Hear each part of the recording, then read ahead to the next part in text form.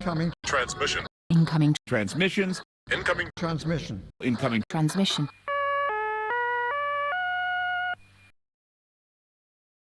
Maybe by learning more about them, I can figure out where he's going next. There's only one problem. I'm going to have to go to the worst place in the world.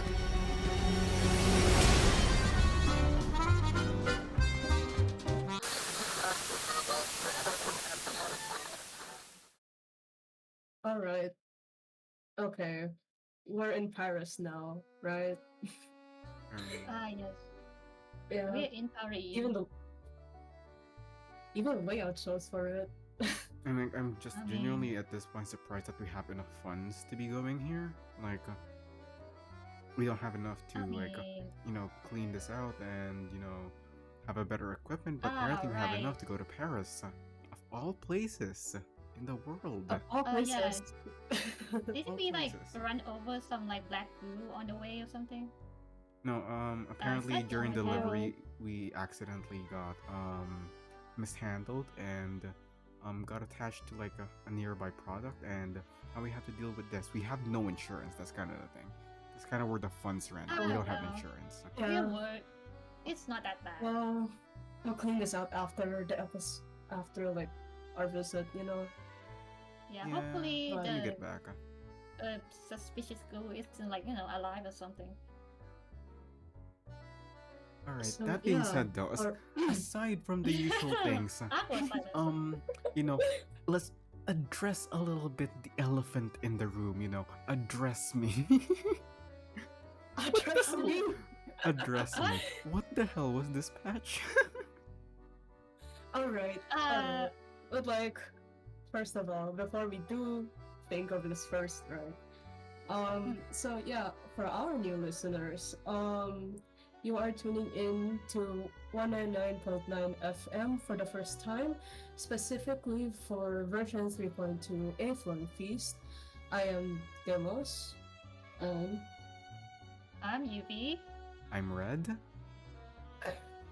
And yeah, welcome again to 199.9 FM, a podcast for Reverse 1999, where each of the three of us present things that we have thoroughly researched on the game, whether it's about the story, its lore, the meaning behind the arcs, or the history behind some of the references that we can find in the story.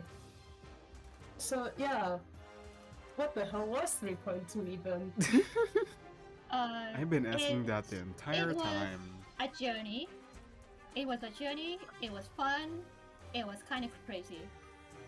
Yeah, you could Exactly. certainly call it that, but at the same time, ouch. Yeah, Yes. yeah. We got major lore drops, we got toxic Yuri, all of the above, But even then, it was still a very intriguing and enjoyable chapter. Yeah, I had fun. I mean, patch. Why is it not a chapter? This is an event. I This don't doesn't think. make sense. I think it's fine being an event. That's my hot take. But I would say yeah, I enjoyed myself. But at the same time, do I want to go through it again? I think I want to take a vacation instead. Okay, look, after researching all this, I wanna sleep and never wake up. Put me in the you need to be catacombs. here. No, you need to be here. We have 3.3 first. Yeah, You need to come there's out also first. that. But you want to sleep and then never wake up, and then. But before that, before you go to sleep and all that, you have to subject all of us to the horrors first, of course. Exactly. You're That's my contractually job now, obligated isn't it? to share the horrors with us. Of Yeah, I guess course. that's my job. Mhm. But for now at least, we can start from here, and of course, featuring a little guest, my cat. But yeah, Hey, Let's- what's up, little guy? he doesn't want to be here. That's Oh, great. We're not paying him. well. We cannot blame him for being in fucking France. It's fine. This is the cursed place. Of course. But yeah, you wanna get started? Yeah, Or let's do you get wanna into find it. out Let's first? rip off the band-aid. Let's get into it. Okay. Okay. First things first. Let's start with this little discussion we have here. So everyone, first of all, everyone hates reveries, right? I Everyone. I do not I enjoy it. have I'm still stuck on 450. I Uh-huh. have opinions about it. They're not pretty. Uh-huh. As a game designer, that is not pretty, man. Yeah. Of course.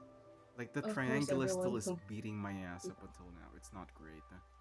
Oh, it's the Good, triangle okay. guy? Yeah, Yeah. I get that. Yeah, I already used all of my Yeah. good teams. That's a shame. And yeah, unfortunately, everything in reverse has lore. So that means Reveries also has lore. And this is the patch. This is the patch that this lore is expanded upon. So we now have the Deaths of Myth. So of course let's get started. What exactly is the Deaths of Myth? The Deaths of Myth, or the Archive of Imagery, is a fictional world within Reverse 1999 that is presented as a spiritual parallel to the real world.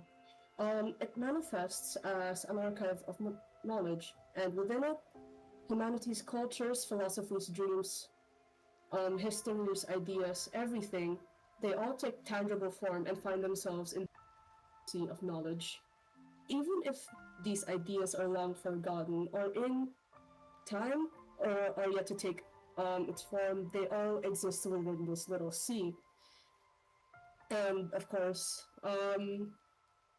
this little sea of consciousness, we have like one specific basis for what the That's a Myth is based on, and that is Carl Jung's collective unconsciousness. Yay! I love reading research papers. It's my favorite thing to do in my free time. Of course. Just for a brief background, Carl Jung is a Swiss psychoanalyst. He is the person responsible for the introvert and extrovert archetypes, among other things.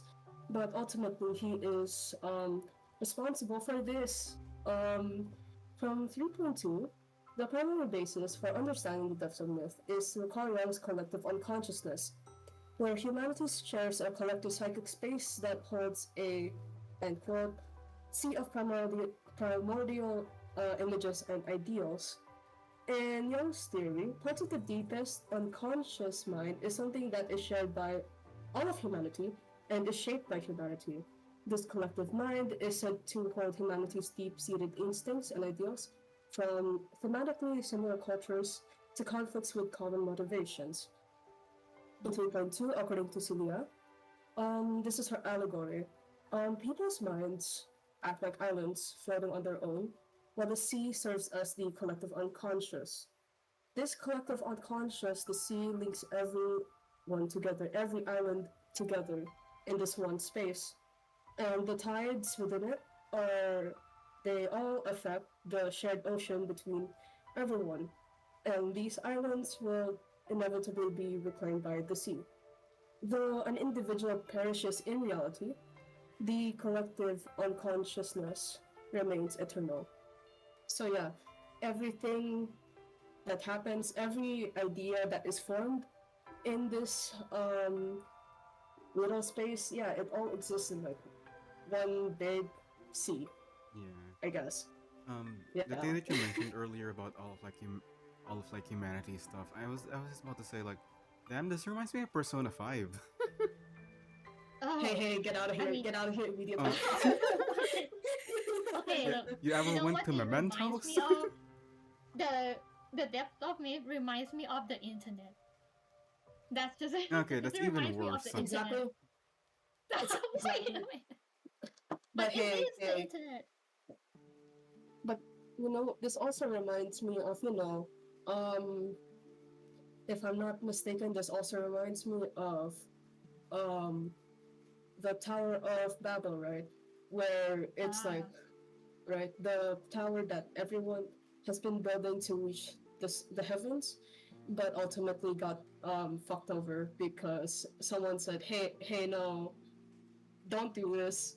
I'm gonna give you all like different ways to speak. Fuck you.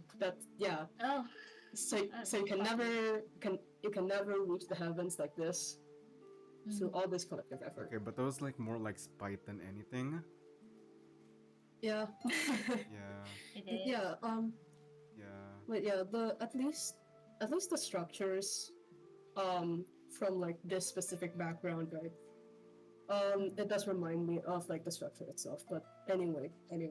Like at least the collective unconscious so far, like the depths of myth, hasn't like tried to cancel me, unlike the internet. So yeah, It's not it's better so far. It's unlike the internet. It just exists. It doesn't serve for anyone. So, but That's a good anyway, thing. Oh my god, I saw Yeah, Anim's moving on. jump scare. Animus jump scare. Yeah, Animus. That speaking of, right?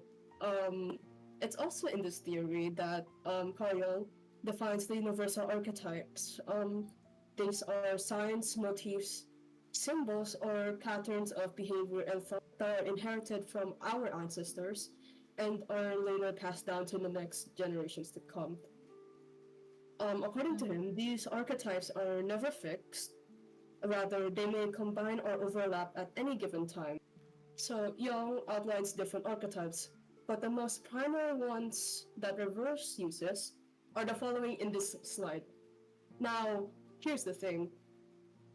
I am to believe that at least one of you has finished the story, and not just finished the story, but also have gotten your own archetype from like the little quiz that has been happening throughout the entire story. Oh, that one. I am to assume. Yeah, Oh, I the am to assume archetypes. that. Yeah, I didn't check mine. But I can check yeah, right now. I'm sorry. I checked No, mine. it's fine. No, it's fine. No, let me I'll just get figure it my out daily later. horoscope. Daily horoscope. This isn't this like 1.2 where essentially the same fucking thing happened. We all got horoscopes and shit, but like, Yeah, just horoscopes. but now this is Jung's archetypes. So yeah, you got Yeah, this is just like a fancier the- way of doing 16 personalities. exactly. So we got the self, the shadow, the persona, and the anima and animus. And I'm just gonna leave this here. I don't want to get into this, because that's a whole nother can of worms to open, right? But anyway, everything that has culturally and ideologically existed in history lingers in the depths of myth. These ideas essentially float around the sea of knowledge as they're influenced by the collective beliefs held by the entire world. So like every person, like you and me, it's all of our ideas, they're all in like one space. But anyway, Like mementos. besides that, yep. Ah. And according to Sylvia, the more popular or commonplace a symbol is, the more powerful it holds itself in the collective unconsciousness. And there's at least one example for that. And that is the French blue. You know, That's amazing. that's amazing. You can hear from my voice that I have researched about. We have all researched about it, and we are already have an effect when hearing about it. Felician has an effect on all of us, and it's all negative, unless it's Broom, you know. I just Unless got my it's you. horoscope. It says that I should die. Don't die yet. We need to finish this. Hey, we're just getting started, okay? Yeah. So anyway, right. Just for like a brief background or brief history on the French blue, this legendary gemstone was discovered and cut by Jean-Baptiste Tavernier, you know, Adele's ancestor, and it is famous for being a cursed item in which its owners would suffer from bad luck and death.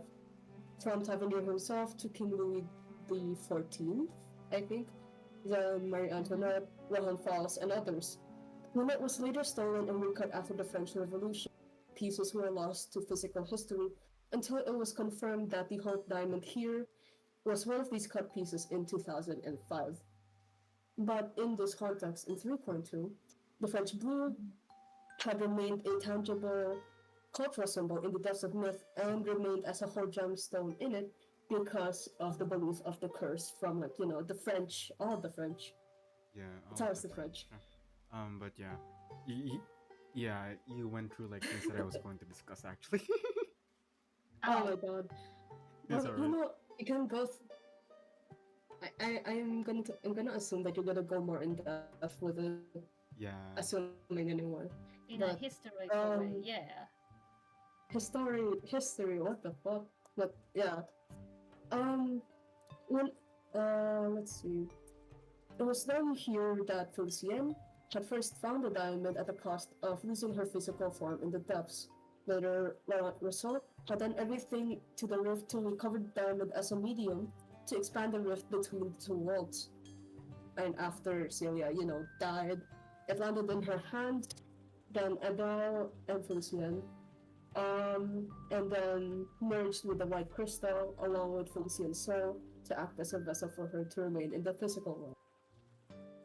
And of course, because of these archetypes existing based on the collective idea, they never exactly disappear until it disappears from the collective idea as well.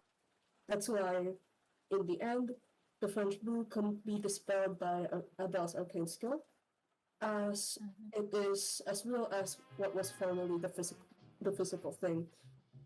I should have noted that. Okay. I am going to be talking heavy about spoilers. I should have warned this earlier, but Well, it's not. Deimos, And, our like, podcast does analysis of the entire Yeah, event. like, There is going you to be see spoilers. the Deimos. timestamp, right? Yeah. You see how long this is gonna be, right?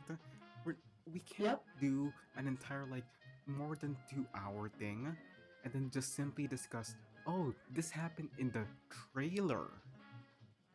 Look, we don't do recaps. We just do deep don't do- dive analysis like a maniac. I kill people who do recaps. Wait, that's a lot of people. That is a lot of people. You But know let's that not. guy from Reddit? I have Not- already killed him. Oh my Ah, goodness. I see. I see. I'll check that shortly after this. But anyway. But yeah, after this now, let's talk about the depths themselves, right? And how you can exactly like access the depths of myth. The depths of myth is highly sought out by arcanists who are aware of its existence, seeking knowledge and insight on arcane secrets and everything in it. It can be accessed by different manners, but it is a rare occurrence to access it directly. So there are three main ways that you can access the depths of myth. The first one is in dreams. The depths of myth can be accessed through dreams, as seen where Adele is pulled into the mirror world of Paris by Celia's mirror counterpart. We see this specific scene here. And then we move on to hallucinations. Brief pause. like, okay. You just get high enough. You just get high enough and you just see the depth Sure. of myth. You just simply What have to the hell, channel your sure. inner Delulu. Oh my god. Hey, that. hey, yeah, like the second one, it's hallucinations. The second way you can do this is hallucinations, but it's connected to the third thing. Okay, you know what? Anyway. Diggers was right on some things. Oh my god, I mean like, Uh-huh. who knows? Maybe he has been in the depths of myth. He has Like, already yeah, been in the Like depths we, of we myth, often get like probably. our sudden diggers cameo, you know? We had one in 1.1, we had one, I mean 1.x, we had one for 2.x. Who knows? Maybe 3.x we just simply find him in the depths of myth. Why not? Watch out, Apollo's gonna throw a dodgeball at you. I'm gonna dodge. Watch out, Dodge watch so out. hard. I'm the best at dodge. Let's hope that happens. Let's hope the best outcome is Let's that we hope dodge. that happens. Let's hope we have Diggers cameo for Let's no hope. reason. Of course. So yeah, going back, hallucinations. Adele and the other Parisians, like Vincent, can experience a myriad of hallucinations of mirroring spirits when it does a myth. Yes, this is a hallucination. I will explain until later. I will explain later.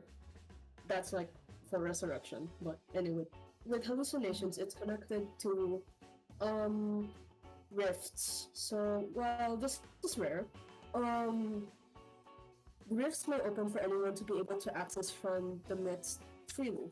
One such rift was discovered by Rousseau in 3.2 in the Catacombs, which he experimented with by throwing people and his own students to determine the possibility of resurrection. These rifts form in the border between the physical world and the desert myth open, and these can expand depending on how much of the spiritual body spill over into the physical world. Depending on how much the rift is opened, reality and the depths will overlap, and thus everything that happened in 3.2 happens. So yeah, don't. It's like it's really just a don't do this at home kind of warning. Don't do this at home. Don't try to open the depths of myth in your own home. No, don't do that. You know, they It's have like to the put out worst thing you could PSAs even in do. 1930s France, you know, like in the newspapers. Are you sure your kid isn't accidentally opening the depths of myth? These guidelines might tell you some telltale signs that your kid is doing such things. Honestly, I bet like something like the Bermuda Triangle is just a rift.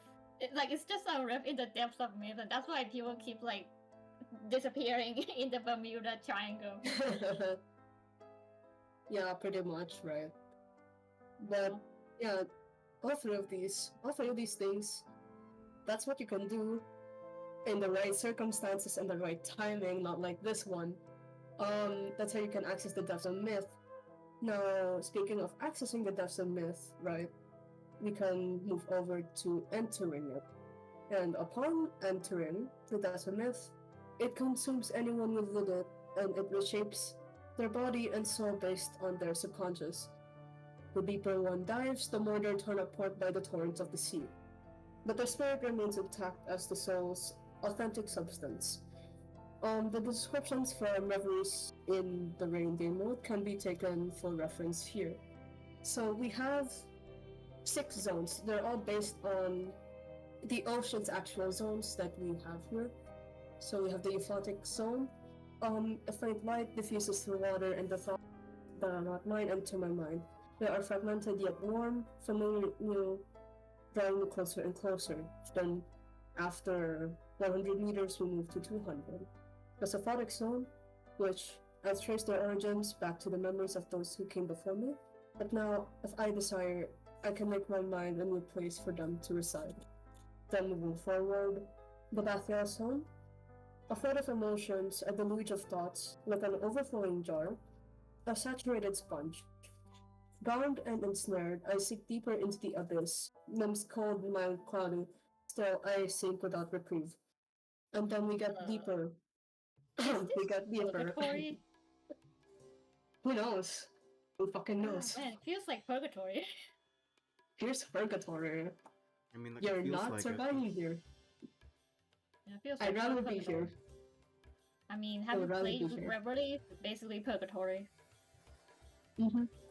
Unless you want to brute force it out of hell. And then we got to the deeper zone. We got to the abyssal zone. My cochlea itches and so does my nose, but then I realize I no longer feel them. I can no longer feel them. It's a good change. My mind swells like a ripening fruit, and my memories melt and flow like a cocooned insect turning to liquid. Hey, you know who reminds me of a cocoon? An insect. Nice. Yeah, sure. We But, want her back so bad. Miss Stranger, please come back. We need your lore so bad. Just come back for the lore. Yeah, like, before 3.2 released, I genuinely thought that Miss Grace or Miss Stranger was gonna make an appearance because of how the patch was advertised, and yet, she's not here. Where is she? God damn. We You were get, like, disappointed. She got like replaced by 5 other divas. Oh It's my so God. sad. Miss Rest in Stranger, peace, please us. come back. Because you have like so much lore going on, but we don't know what it is. Yeah. Now continuing the zones. Let's see. They once belonged to me, but now they belong to the water. Water, okay. Then the Halo zones. And there are two, and they are separated by two subzones, the shallow and the deep parts. In the shallow Halo zone, as the last shaft of life slips away, it carries off every thought and memory, leaving it dark. My body drifts from my senses until only the echo of rippling water resounds inside my head. Flesh, nerves, and bone dissolve, attuning themselves to the waves. Perception, touch, hearing, each bursts from its shell. I rise, weightless, into nothingness. Then the Halo Zone, the deep part of the Halo Zone, I think it's ignorant or free, perhaps both. My fragments scatter across the abyssal sea, thoughts shedding into my curves that rise and fall with the waves. I stretch within ripples, watching awareness drift with the current. I am small yet vast, restless but calm, and I encounter beings like myself, the countless me across endless eras. And now, thinking Oh. back, thinking through all these descriptions, I always think of the actual sea creatures that actually reside in the zones, right? To our understanding, a lot of the deeper sea creatures, they all tend to like lose a lot of their body because of the pressure from the water, if I'm not wrong. So you got like the anglerfish, the blobfish, etc. And all their and as we know, right, all their bodies are kind of disfigured, at least on the ice. But it's how they survive in the deep parts of the sea. When they're back up in the water, of course they're gonna look weird. But ultimately, right, it's just how we survive. It's how they survive, at least. And of course, realistically, it would have happened to us too. Our bodies would have exploded if we like went deep enough underwater. Yeah. I think that's Okay. So moving forward, alright. In 3.2, Felician, Vincent, and Celia were all thrown into the rift. The latter of the two thrown in by Rousseau as part of his experiments in resurrection. All three of them were described to have physically perished and their souls torn apart by the Sea of the Depths. Celia described the experience to be overwhelming, with endless ideas and voices flooding through her head until she couldn't feel her body anymore.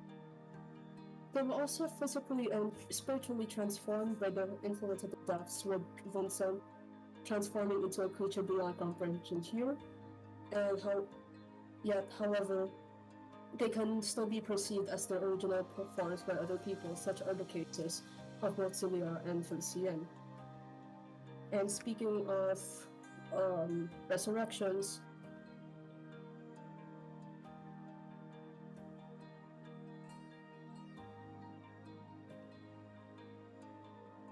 Hello? and how that specifically is related to Bloom and Felician. Hi. Hello? Hi. I cut out for a Deimos, moment. yeah, Hi. Deimos, you were gone for like quite a Yeah. bit. Oh, I thought it was me. Yeah, it was you. No, I was also there with you. Okay. It's good to know. At what point did I cut off? Oh, that's so bad. From the editing room. Some of the people are still being seen as their former forms, such as Celia and Felician. Okay, yeah, I didn't really jump off that much. Okay. So that means, speaking of resurrection, there has been like the one thing I have been talking about, and that is Russell's theory of resurrection and how that is related to Boom and Felician. So, Laurent Rousseau's primary theory in 3.2 is that it's possible for a person to manifest into the real world if in the matter that they physically die within the depths of myth. As long as the consciousness itself continues to exist within the depths, no matter how fragmented, it is possible for them to manifest into physical reality through a physical vessel. Felicien made the first step into the depths of myth, physically perishing after briefly finding the French blue.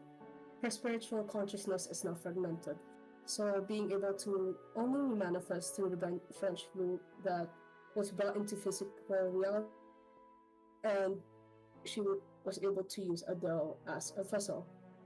Now, it is unknown if 1936 Felicien existed as a storm variant or as a spirit manifested from the rift and that appears to Adele, but now thinking about it, it's entirely possible that she might have been the soul within the rifts rather than an actual person from 1936, the era. The primary clues from that is that Felicien herself, right, kept disappearing from the scene the moment that Broom goes and does her own thing first. When she comes back to Felicien's gone. She's gone, but her presence still lingers, right? Yeah. But anyway, yeah. And as mentioned earlier, the one drawback, right? There's one drawback to this. The one drawback that happened. There's one specific drawback that Hummingbird points out is that this doesn't exactly mean resurrection is possible. Only someone who dies in the depths of myth may return to the physical world. To die outside of it makes this useless. So then he suggests this idea to you mean dying of natural causes, something like that. Yeah, if you die in any way that's not from not getting torn apart by the depths of myth, instead you're not here anymore. You just exist. Ah, I see. Going back, right? I was saying that I have personal theories about this, about what led up to the events that occurred in 3.2. But they're not exactly big signals. They're more so just little things that are sprinkled throughout throughout the entire game, throughout the entire history of this game, past 2-3 years. It's been 3 years, Jesus. But 2? Or is it it's 2? Almost 3 years. 2 years, but it's almost 3 for CN. But whatever. Okay, so getting into those theories, I believe. Okay, I'm back. Oh wow, you really need to bring Yeah, back I was about to Kumar. say, this is Oh gonna be man. something about the Realm Hey. 1.3. Yeah, it could be Yes, it's the 1.3. realm. Welcome to 1.3. Hey, Kumar. It's been a long time. This is the reason why Matilda is the introduction to whatever the hell is happening with Beryl in the event. Yeah, exactly. Sorry. Yeah. So what was I saying? Okay. Right. So yeah, I was thinking, right, it's entirely possible for the Decimate to also manifest as different realms. It's not just whatever this is, right? It can be other realms too. And I was thinking, if we call back to the Celestial Realm from 1.3, and not just the Celestial Realm, it's also right. You guys want to guess? There's one specific character. There's one specific character I'm thinking of, and it's a 5-star. I don't know what you're talking about because I don't know the question. Baby Blue. Baby Blue. Yep. Is what I'm thinking about. Yep. Hell yeah! Because yep, it's Baby Blue, and No, Baby Blue has the craziest lore. Yeah, but we cannot get into that right now. I just need to briefly talk about it. That's it.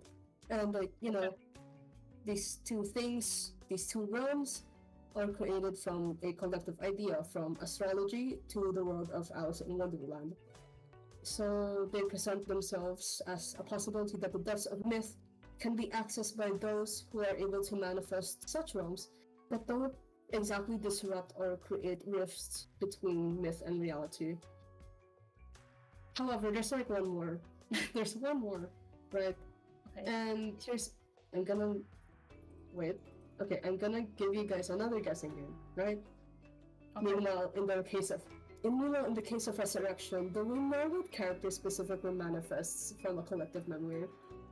I'll give you like 5 seconds for this. Arcana? No. There's Okay, one I'm a character. stranger. No. Me thinking, like a It's a playable cat. character or like an NPC? In my head. Sorry. Do you want like a playable character or NPC or something? Yes, it's a playable character. It's just one. Playable character. Oh, it's Door. Sure, door, but no. No. It's someone else actually. Me thinking with my brain. Oh. Oh, right. Hey. Shit. I forgot Like the that. perspective of Look, the when I American think dream. about it, I think about literature. Okay. Continue on with it. Yeah, of course. Of course, it's Recoleta. Yeah, right. So, yeah, Recoleta, a fictional character who remains eternal in the memories of people who have read her story and have internalized her story. And yet, she remains tangible in the real world in an interrupt the Desert myth, or at least the loss of the Desert myth and reality. It's a really interesting way to go about it, but I'm not exactly sure of how it would actually work anyway. So yeah, that's all my theories. That's all I think that you just need to know about the Desert myth, right? So at the very least, this concludes my little segment from here. But right, the Desert myth is just Yeah, like it's a I'm header. enjoying learning about the depths of myth as much as I am enjoying robberies. I mean, I like Looks like from the here we're details Right? for like lore on everything Reverse has done. I like that design and lore go together, but also that's gonna be hell for us who does analysis. Yeah, they want to kill us. I mean, like, Don't want us when do they dead. do not want to kill us? I mean, look at It's Reverse. whatever, but Yeah. we persist anyway. We persist anyway, right? Yeah. Look, there's like a bunch of things I did not really mention here, like the items themselves and like, the little boss in the Halo zone that everyone fights. But ultimately, yeah, this is everything in the Depths of Myth that we at least understand. We're not sure if we're gonna get any more of it in like later patches, but But right, we can at least now move forward to the next person, right? Yeah. Okay. Something else, something more palatable. Something more palatable. digestible. Something more Yeah. digestible. Yes. Something more adjustable, Oh. not UV. Something less Carl Jung. Not UV. It's not palatable. Yep. But Okay. yeah, Uh, let's okay. move on. We're back in class again. We're here again after the last time, and Giddy. well, I'm gonna be honest, class. I'm gonna be completely honest. I miss my wife. You have a wife? Which I one? miss, I miss my Which wife. one? Like, we used to have Which like a good life together. Like, and then she suddenly decided it just wasn't worth it anymore. Just like took the kids. Hey, then, it's like, fine. goodness. Then like now she takes like half of my paycheck, and I barely see my kids anymore. I don't even think they remember me anymore. Damn, who are you, Akana? And then that paycheck. Well, apparently the Oh, faculty I know what union this is like is. failing over the court, so like maybe that will be sliced even further. And I don't know. Like Oh. Oh, I well. feel like I'm going I to lose mean- it, and like if a student comes over to me and confuses Neolithic with like Paleolithic, I think I'm going to hit them in the chest. I don't know. Oh, goodness. But yeah, anyway, I don't think that's working out. I'm trying to like channel in my inner like history teacher, but I don't think divorced dad that has like issues to go through is fitting in. I tried like a few samples before this presentation. Like I tried history teacher that's obsessed with Harry Potter. It didn't work out. And then I tried out history teacher that is way too passionate about World War II for some reason. Didn't work out either. But how about Anyway. Look, we're Yeah. in Paris. How will we go from there, man? How will we go from there? We're in Yes. Paris. but in like Paris. I don't know. Like, do you guys have like any stories about like a history teacher, like teachers in general that I should emulate? How about this? You are a history teacher, but you're taking us, the student, to a field trip in Paris. You know what? That sounds wonderful. Yeah. That sounds wonderful. I should really do that. I don't have enough funds, but like anyway, this trip's funded anyway. Welcome back to history class. What a wonderful first introduction. I was supposed to share about that one time I got like a transphobic teacher. But like anyway, goodness welcome once again to another presentation. Welcome back to history class. This is gonna be another brief history. This time about the curse and the curse of the French blue. Now the French blue, we all know about it at this point. It's been repeated multiple times. It's a main plot point, and like, would you guys consider it like what do you call it? Is it a MacGyver? No, it's a MacGuffin. There we go. Like the MacGuffin of the story, even though like it serves a bit of a purpose, so it's not like really a MacGuffin. But still, everything and every single point in the French blue I will be trying to discuss here today. It is a basic research. That's a bit of a disclaimer over there. I will be missing some details. Some details are going to be misinformation, but like not in the misinformation that I'm trying to misinform you kind of way. I will be making sure to inform you guys which part is misinformation and which part is not. Catch my drift? Alright. But yeah. So like, we're gonna be analyzing misinformation. Let's go. Yes. But aside from that, yeah, let's proceed. And with all things start with 17th century. We begin our story in the 17th century, and it's a bit of a far cry from our usual 21st century events in reverse. I mean, like, not 21st, the 20th century events in reverse. But in the 17th century is actually really interesting as well, like the Age of Discovery is coming to an end, and like it's turning into the Age of Reason, leading into the Enlightenment. We have figures like Newton and Leeuwenhoek being born, and then like figures like Galileo or like Descartes dying in the first half. And like there's really a lot to talk about the 17th century, but for now, let's focus our little magnifying glass into, our focus for today, which is France.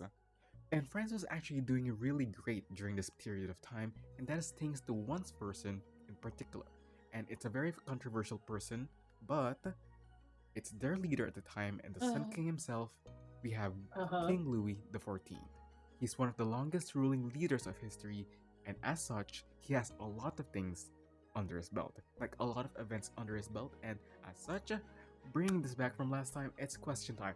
One of my favorite things to do about European aristocracy is making fun of them. And making fun of all the things that they do, because it is worthy of being made fun of. So, just to test like a bit of historical knowledge, I'll be awarding points for this. Which of these facts are not true about King Louis XIV? Is it A, he was only 4 years old when he was crowned king and looked like a little girl? B, he liked being effeminate and asked painters to show off his legs? C, he used to be called the Moon King and then had a royal decree to be called the Sun King instead? Or D, he really hated Paris? So like previously, just hold off on your answers until I say go, and then when I say go, just send them over to the chat. Just say that when you're ready though. I think I got my answer. You video out your answer? Yep. Alright, just 3, 2, 1, and send. C and D. Alright. I feel like did you answer that because you just really hate Paris as well? I thought it was funny. Oh. Okay, come on. It's like if we get like the same answer, it's gonna gonna be boring. Yeah, it's gonna be boring, and there's going to be Okay, true. discrepancy in the points that I have to deal with. Anyway, the funny thing is, it is actually C. He was never actually Okay. called the Moon King, but there's actually a funny reason why he's called the Sun King. That being said, let's go back for a little bit, and discuss them one by one. Because A is true, he was crowned when he was 4 years old, and he did look like a little girl. He had like curly hair and like a curly brown hair and extremely rosy ass cheeks, because European nobility and all of that. B is absolutely true. Like, have you seen the picture that is shown from him? Like, look at those legs. I'm a bit jealous, to be Yeah. honest. Yeah. Like, he's Oh. 5'4", so he's often seen like wearing heels and all that, and wearing stockings so that it accentuates how tall his legs is. And also, he's like a very avid dancer, so he's very proud of them. And then skipping over to D, during his childhood, as I said, he was 4 years old when he was crowned. So, like the local princess and the local courts were like, we can't have a 4-year-old running an entire country. That's wrong. What the fuck does he know? So like they tried to rebel on him, and most of the time it was in Paris, since capital at the time. And as such, he still lived after those rebellions. He was a bit traumatized, sure, but after that, out of sheer spite, he spent 40 years and 25,000 workers to build a new palace in Versailles, which is about 13 miles away from Paris. Which, you know what? I have to respect the level of spite there. Ugh, Uh-huh. he just built like a safe house or something. Yeah. Like, I'm just Yeah, gonna very move much. neighborhood and like spend 40 years to do it. That being said, for letter C though, he was never called the Moon King, he was called the Sun King for a specific reason, and that reason is, when he was born, his parents had like a really tough time making like a kid, because at the time, in the 17th century, child mortality is quite low. So when he was born, he was considered a gift from God by them, and he took that quite to heart. So basically, by calling him the Sun King, you know how the Earth revolves around the sun? Yeah, the Earth now revolves around him as the Sun King. Oh. Just- Oh my god. Kind of an insane thing Yeah, to call yourself that by. makes sense Yeah. because I already know A and B is true because this was like something that we studied in a painting class, in art class. So, but the third one, I have to research it for the thing that I was gonna talk about. That's why. I Bruh. was like, yes, this is someone who's really full of themselves. Yeah. But like the thing about Mhm. this is that a bit funny is that like a few decades ago, I believe 3 decades before this, before he was born, Galileo was imprisoned for heliocentrism. So it wasn't even Oh my a widely accepted idea at the Mm. time. He just went for it, and like, Mm. I mean, like, I don't respect European nobles, but you gotta respect a bit of the balls to be calling yourself the Sun King when Bruh. heliocentrism wasn't even like that popular. Oh my god. But yeah, those are some fun facts about Louis XIV. And one other thing that we should know about King Louis XIV is that he really, really is an avid enjoyer of jewels and diamonds. He's a collector of them. It's one of his favorite things, and if you look at the time, it kind of makes sense. Like, as we all know, diamonds are a girl's best friend, and King Louis XIV was one of the biggest feminists of the time. Why is that in my script? What? Oh. I don't think that's what feminism is. No, I don't think that's true. I'm just gonna fact check that right. No, I don't think that's true. He had several mistresses and abandoned several of his children. No, that's not true. But That's basically, true though. yeah, but basically, diamonds glitter light. Like, they glimmer light. And like, as the Sun King, there's a bit of an optics how you could be perceived. Like, first of all, you're noble. You have to be rich. You have to be seen rich. But also at the same time, the Sun King. The sun glimmers. You know? Same like diamonds, reflecting light. But unfortunately, at the time, there was only one place where you can get a large quantity and variety of diamonds. And that place is India. Also, previously, I didn't forgot to mention, but like, Good job on guessing that, Deimos. You get 1 point. I will be collecting Yay. points during the entire presentation. The winner with the less points will be executed via guillotine. But yeah. Oh, well, shit. But hey, yeah. we need you for the next episode. Come on. We have infinite lives. Don't worry, Next we're episode, supplied. next patch. But yeah. We'll see. A majority of diamonds at the time were in India, and well, France is quite a far away from India, and for that, in order to reach India, you need explorers instead. And enter Jean-Baptiste Tavernier. We already know this name, we're quite familiar with it, and as previously mentioned by Deimos, it is the primary inspiration for Broom or Adele Tavernier, and it's mentioned quite a lot in the story, and this is one of his most famous pictures. Of course, the fucker's Oriental, but basically, he is a private traveler who traveled on his own expenses, trading European goods to Eastern countries and Eastern goods to European countries when he came back. Um, one such good thing being diamonds. He was known as a jewel collector as well, and sold jewels back to France, most notably King Louis XIV. He was actually patronized quite a few times and had 6 voyages to Persia and India, and generally, as at the current moment from his journals, he is known to be a cultural anthropologist.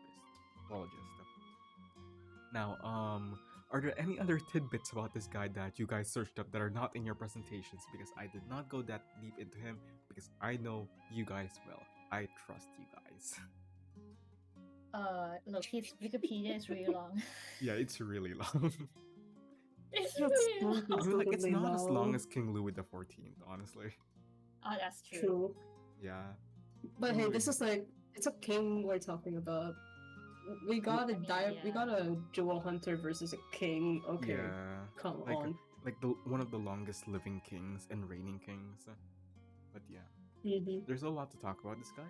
But the one that we're going to be talking about specifically is, of course, what else? The Tavernier Blue. In 1666, Tavernier bought an 112 carat diamond in India, most likely mined from the coal mine in Golconda, and it was said to be a bit triangular, as you can see over the sketch that he made, and having a bit of a violet color.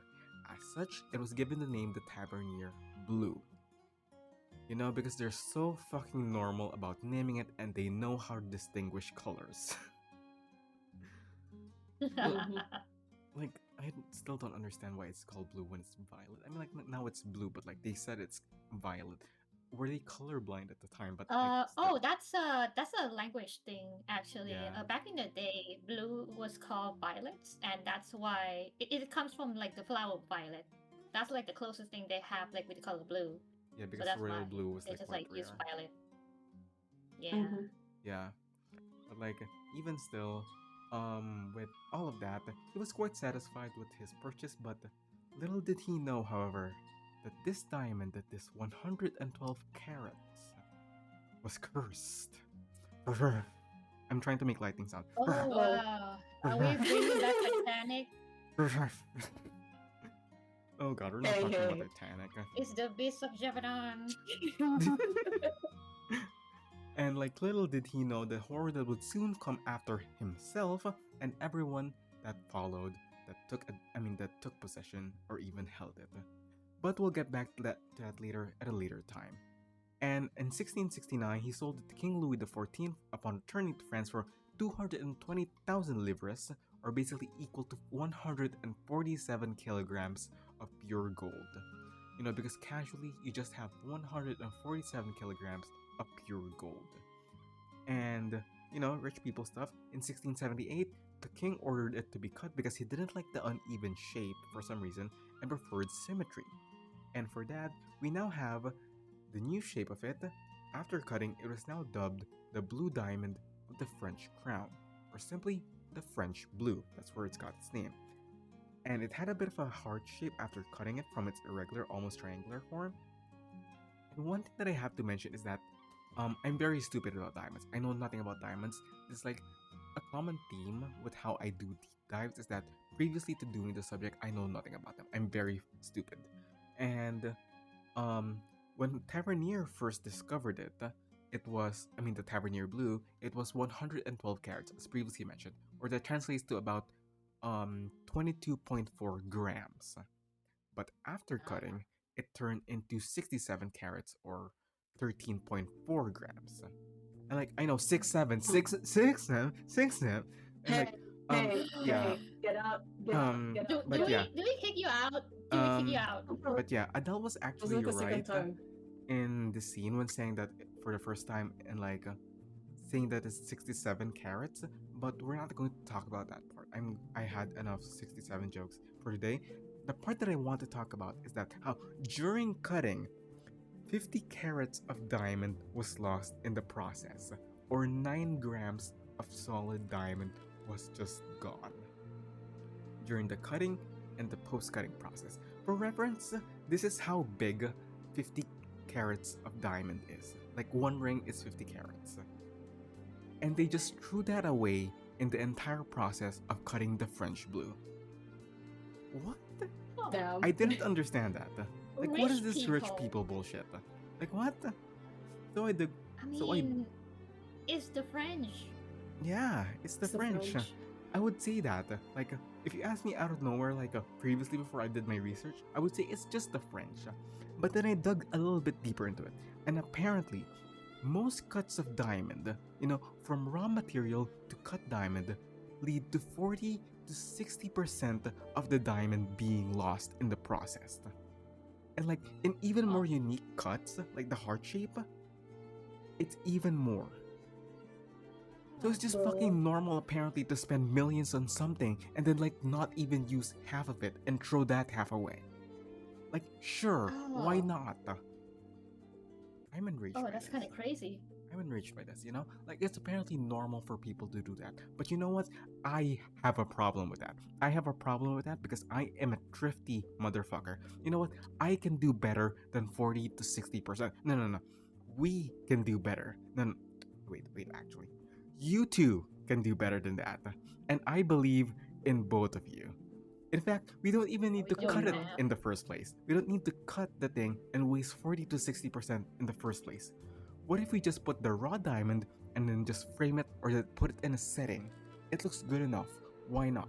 And you know what? That's what I'm going to ask you both to do today. I'm so sorry for Oh. putting you all through this.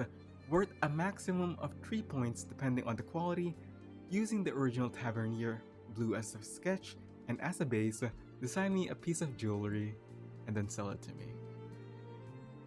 This Huh. piece could be anything. Is this one? This piece of this jewelry what we're could doing? really be anything, like a brooch or a necklace or a ring or a bracelet, like the boring things, but like literally have it be anything. Like you could be sillier and have it be a PC case accessory or something, or a doorknob handle, or you could put it on a Tesla. Just have fun, make it silly, make it unique, make it good, and then try to market it in the end. If you'd like play talking points in like Jackbox, that's basically what I'm asking you to do. And Okay. I'll be sending the base picture that you'll be using. Feel free to paint over it. Hold on. I'm just gonna Alright. send it over. It should be transparent. If it's not transparent, I'm gonna die. Hold on. There you go. Just feel free to play around with that thing. And you know what the best part is? You know what the best part is? Yeah. You only have 2 minutes for this. We're Wow. not Bro. running a charity here. We're not running a charity here. We're Wow. rich now. We own the French blue. So we have 2 minutes for the art and then a minute for the presentation. We all good? Let me just like put this here. You guys ready with your canvases? I am so sorry for putting you all through this. Like last time, because you guys did so well. I was proud of you last time. Like you guys know this? Wow, I'm really impressed. I'm gonna put you in things like you guys don't know or aren't prepared. But like, you guys good with your canvases? Yeah, opening up my canvases. Oh, here. It's You good with your MS Paint, Deimos? yep. It's fine. I'm just thinking. All right, I just feel let the very ideas uncreative right simmer. now. Just put it on a Tesla. But yeah, I feel very uncreative right now. all of a sudden very uncreative. Okay. But yeah, It's It feels okay. very We're all funny. artists. We know what we're doing. you guys know what you're Sort doing. of. You know, it's a If bit I- egotistical for like the non-artist to be asking this of the artist. But 2 minutes starts now. Okay. All right. We have a bit of a spinning circle in case you want to check for time. I could technically like put a number that's flashing every single time, but I got too lazy, you know, because I'm the one asking people to do art. That's the thing. I get to be lazy. That being said, though, for our dear listeners, like, if you want to join in on the challenge, why not? I'm gonna also just search up the Tavernier Blue, the base, and the original sketch, and you could also like do whatever you want with it. Sure, why not? And then also just our socials are in the description below. You could tag us in, and the next episode, I guess we could give you a shout out and all that. No, we're just here for fun, and also 3 points are in the line. So I really hope they're doing a good job with it. Just realized, yeah, there we go. I don't really care though about the 3 points. I just want to do this because it's funny. I have a funny idea, but Exactly the point of it. Just be funny. I really wondered for quite a while whether or not I should actually be doing this. Like, whether this was like against my morals. Apparently it wasn't. So like we're now here. So like that's good to know. That being said, though, I had quite a time researching the Tavernier Blue and like the French Blue, and I spent I would say 3 days in the Wikipedia hell Oh goodness. and the sources hell. It was a fun time. I would do it again. That being said, though, you guys only have about 1 minute left. You have used up half of your time. And now I'm a bit worried. How long have I been talking? Oh god, 23 minutes. Insane. I timed this like the other day. I was here at like 20 minutes, so I think it's fine. But still, I did a bit of a sketch of this as well, previously, but it was like on paper and I accidentally threw it away. It was something along the lines of, actually I'm gonna say it afterwards. I don't want to spoil it in case we have the same idea. Alright, I believe that's about about 20 seconds left. Actually, no, that's way less than 20 seconds left. Can I save? Does the save count as like one of the things? Alright, and time's about up. I wouldn't say pencils down. It's like I know I'm a teacher. I'm pretending to be one, but sure. Still, you can now submit your work over on the messages channel, and I'll just have to simply edit it over to the video itself. Alright, just send it over. Whatever you got. Oh, I'm just gonna laugh. Yeah, just go on. Let's just I'm let me see. Come on, don't be shy. You know, this is like sharing your art in first art first don't day in worry, class it's and all not that. It's mine is boring, okay? All But right. I will probably sell it. I'm not gonna really sell. I'm not an entrepreneur. I'm not like that. Okay, here's the funny part. Can I send another picture? Yeah, go ahead. Oh no. Sure.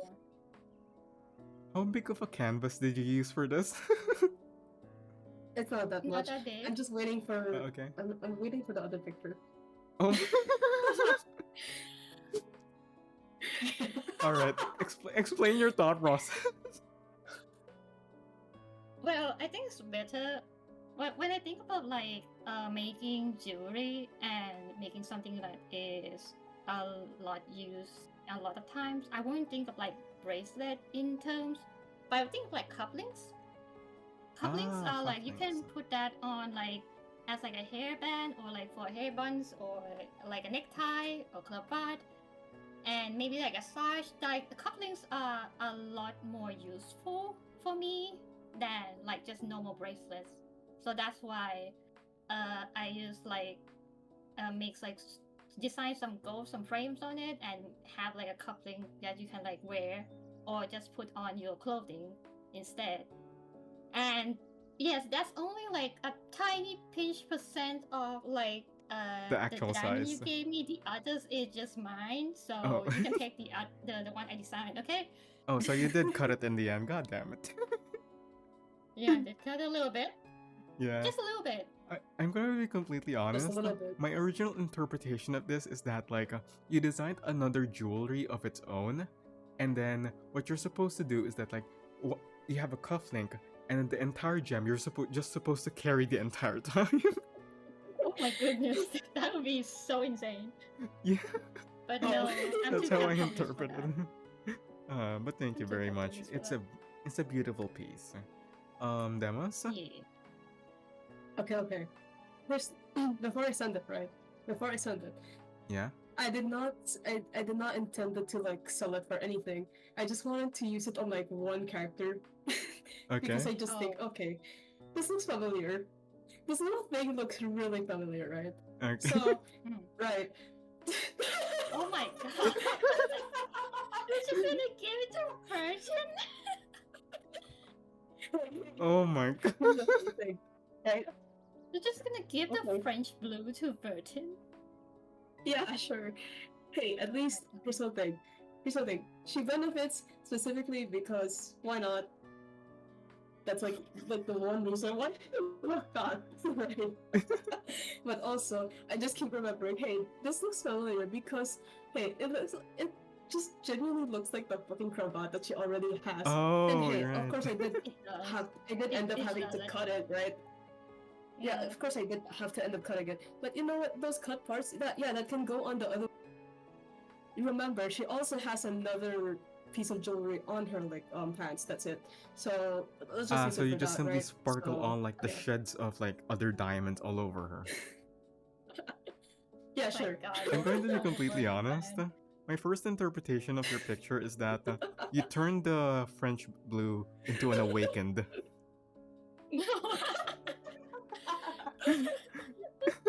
Hey, This is you know how what, that's awakens were born. Yeah. it ain't a bad idea. But wait, before this, give me a moment. Because I'm so sure Renton has another piece of jewelry. Right? She doesn't it's not explicitly shown. But she has it. They just never draw it anymore. Oh. Give me a moment. Holy shit. Oh, you're going into conspiracy minds. You just okay, most normal Burton fan. Okay, Yeah. let's go. No, let's go. Hey, Let's go. hey. It's like the one thing, right? This is just the one thing. Because let me see. If it really does turn out to be like a hallucination from Deimos, I wouldn't know what to say. No, but I'm not I wrong. guess What do you mean, Deimos? hysteria is going on right Felicien now. has never been in the so- car. You've been arguing with Shut the yourself. fuck up. Hey, shut the Oh fuck. my Anyway, here's the chibi, right? Here's the chibi. You see the Chibi. little thing? Chibi, shut up. But Wait, chibi. did you just say chibi? Okay. So, sorry. Here's the thing. I will not take any comment. I keep trying to remember to say that. But anyway, going back, Verton's chibi. There's like the little thing on her pants, right? Oh, alright. That little gemstone. Yeah, I remember that. And Okay, they but- don't usually draw it because it takes up time.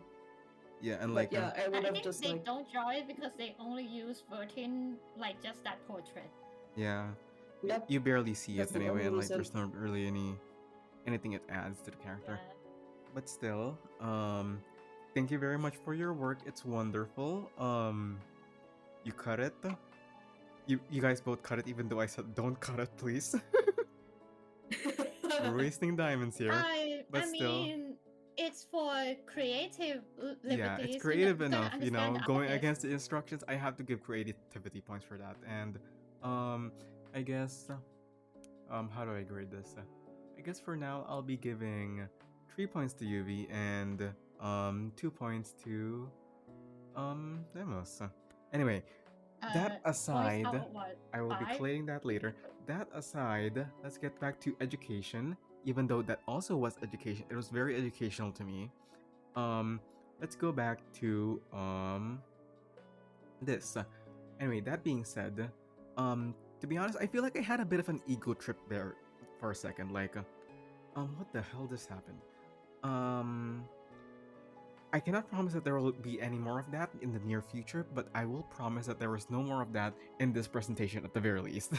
Now then, back to the disappointing reality where your fabulous designs weren't used, and instead we get this. We get whatever this is. King Louis XIV actually used the diamond as a brooch set in gold. His great-grandson, however, King Louis XV, set it in an elaborate pendant called the Order of the Golden Fleece. You know, you could see it in the screen here. It's quite elaborate, but it's not better than whatever you guys made. That being said, after the 15th's death, the French blue went somewhat out of use until we know these people, King Louis XVI and Queen Mary Antoinette. Oh. From those names alone, we already know their endings, but Mary Antoinette was quite known to be using many of the French crown jewels as personal accessories. This is one of the things that she was heavily criticized by. And King Louis XVI was also known to wear the Order of the Golden Fleece. Just take note of that. And as we all both know, both of them met their tragic ends in the guillotine in 1793. In, typical French fashion, of course. But to some, it wasn't the anger of the proletariat that killed them. It wasn't the rage of the masses for their mistreatment. It wasn't the flaunting of their wealth. Well, if you think about it, it kind of is, but also like it's kind of related, but no. Their deaths were predestined, actually. Written in stone. Specifically the French blue, even. Like, the moment they wore it, they were cursed. Because that diamond, from the very beginning, was cursed. Lightning noises. So stupid, oh my god. Uh-huh.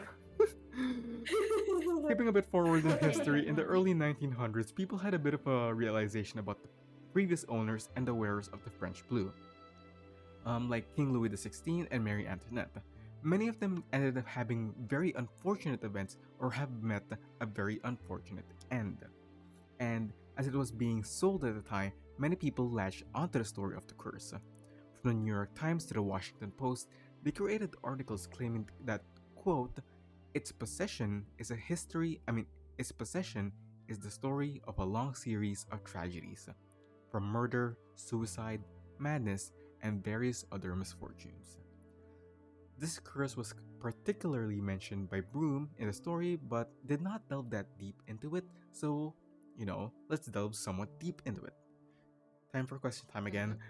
According to the articles, which of these did not occur to someone who once held the French blue? 5 choices. A. Hanging while still wearing the diamond. B. Body was torn to pieces by wild dogs. C. Stole from his father, killed him, then himself. D. Lent it, then shot the same person on stage. E. Stabbed to death, then head was displayed on a pike. Quite a variety of morbid things, but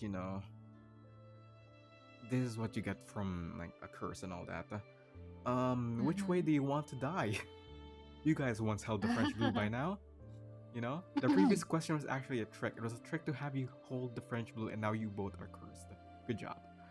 Oh, god damn it. Oh man. Are you guys ready with your answers? Yeah, sure. Deimos? Yeah. Alright, 3, 2, 1, send it. B and A. Alright, we have different answers again. Adding more options really does, help with the points. But that being said, unfortunately, the answer is A. Hanging while still wearing the diamond. So, Deimos gets the point again this time. Hanging while still wearing the diamond. There was a lot of alleged holders of the diamond that were hanged, but none of them did it while wearing it. Because a lot of them were hanged by mobs. And I don't think the mobs would want you to wear a diamond. That being said, going a bit back here, B is what they claimed happened to Tavernier in Constantinople after he sold the jewel to King Louis XIV. So even the seller of the jewel wasn't spared from the curse. Apparently, according to stories, that's what happened to Tavernier. So it did happen, quote unquote. D is an alleged event that happened to William Falls, a jeweler tasked with cutting the stone. So like, my wish kind of came true. No more cutting of stones. When his son Hendrik stole the jewel from him, killed him, and then committed suicide afterwards. It's like ended the entire bloodline just there. D is the story of a Russian prince called Kanetowski, who lent the diamond to French actress Laurence Ledoux before shooting her dead on stage, and then promptly being stabbed to death. Oh. Yeah, it's a series of events. And then E finally is the rather morbid tale of Princess de Lamballe. He was dragged to the streets, hit on the head with a pike, and then stabbed to death by the crowd. Quite a combination of events. And then afterwards, her body was then undressed and then decapitated, and then paraded across the streets of France. And then her head was placed on a pike and then placed outside the window of Marie Antoinette. Wow. Yeah, so like if you think it couldn't get worse, it got worse. But it was the French way of protesting. But yeah, quite a lot happened. So, we like, have a body. Yeah. The B one is like, I was thinking about something else that happened in Greek mythology, and it just keeps happening in like random Greek mythology. It's just like one guy who's like only known for like getting torn to pieces by his own dogs, because he accidentally like saw Artemis like bathing or something. He got like cursed and turned into a deer. Oh, right. Yeah. Yeah. But If still. I'm not wrong. So that's why I was like, is that Greek mythology? I can't remember. Yeah, for me, I was like, I think I remember reading most of these already before we started. But ultimately just like remembered, oh, wait, A shouldn't have happened. It wouldn't have happened. I didn't see it anywhere. But yeah, that's how I assumed this was like part of your research, so I added an extra option in there. But still, that's quite a body count. Like I didn't mention quite all. There's a lot more in the list. I just didn't mention them. But still, the French flu has struck again and again and again across history. Points to you, Deimos, again. But I'll be discussing the fates of the future owners as we go through them in the gemstone. But these are some of them that at least held them. And with that in mind, since I already mentioned Marie Antoinette, let's go back to the French Revolution. She got executed. We all know that. But like after that, what happened next? And what happened next was actually nothing. The French blue disappeared from public view. A group of thieves broke into the royal storehouse and stole a majority of the crown jewels in a 5-day looting spree, including the Order of the Golden Fleece, which hosted the French blue. Many speculated that it was actually swiftly smuggled over to London, but the French blue was never actually seen again in its recorded form, and what follows is a 20-year silence where no one really knew where the diamond was, or if they did know, they didn't say where it is. So with that in mind, what would you do with a stolen 67-carat diamond? I mean, personally, I would just like cut it and make it into like tiny pieces so I can just make more jewelry out of it. It's profit, and put it on the auction or something. It's the best way to like. It's the best way to like own a diamond that is that is stolen. You just need to like make it into something else so people can't like track back to it. Yeah, I'm talking like a real criminal here. Yeah, I was about to say like next section. I really don't have like any stolen diamonds with me that are like exactly 67 carats right now, and I don't need your help.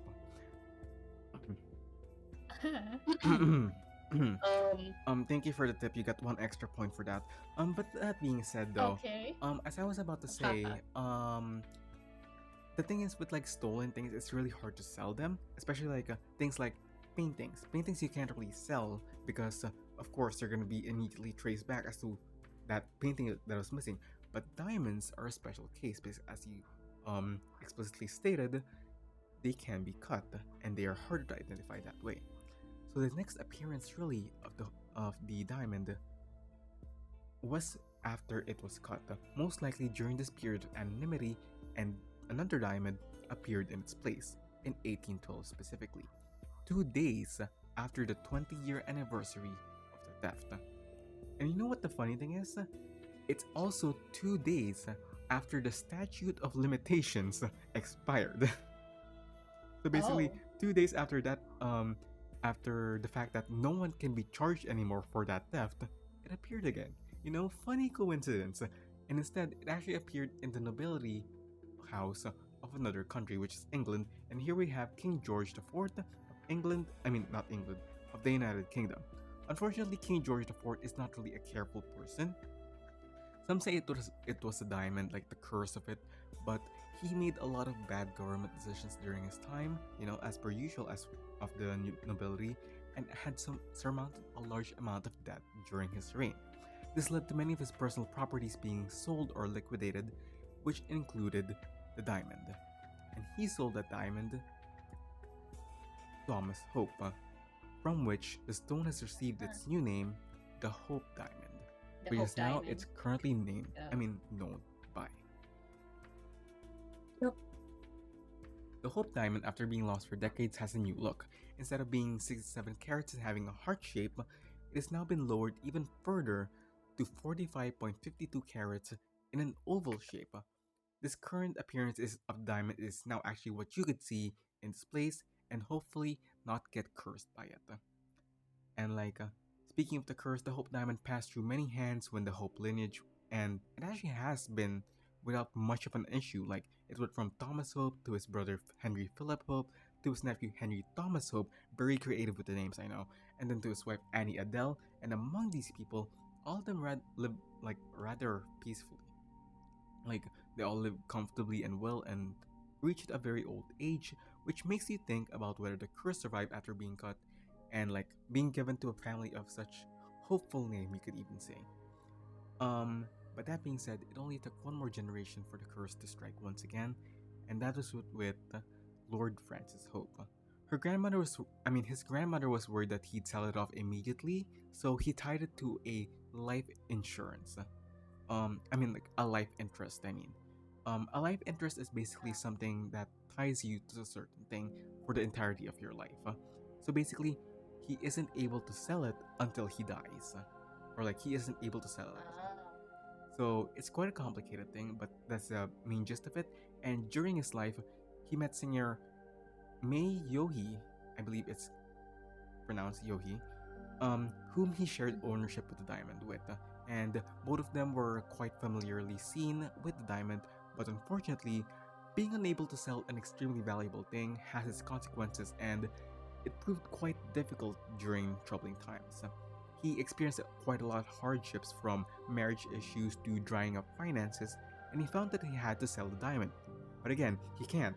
It's like having something that would solve all of your problems in the palm of your hand, but you can't do anything about it. It's quite a cruel fate, honestly. And I feel quite sorry for the guy. And for several years, he was supported by his wife, who was an actress at the time, and at least financially, he got through it. And eventually in 1901, the court finally decided, hey, I think this guy has suffered enough. Let's let him sell the diamond. Actually, they reverted the interest, and he was finally able to sell the diamond. And immediately, as he was able to sell the diamond, his wife divorced him. Oh wow! So Mayo, he supported him financially throughout this entire thing. Unable to sell the diamond. Oh, you sold the diamond? Yoink! I'm gonna leave now. Yeah, May kind of ran away with another man, and they got divorced. Yeah.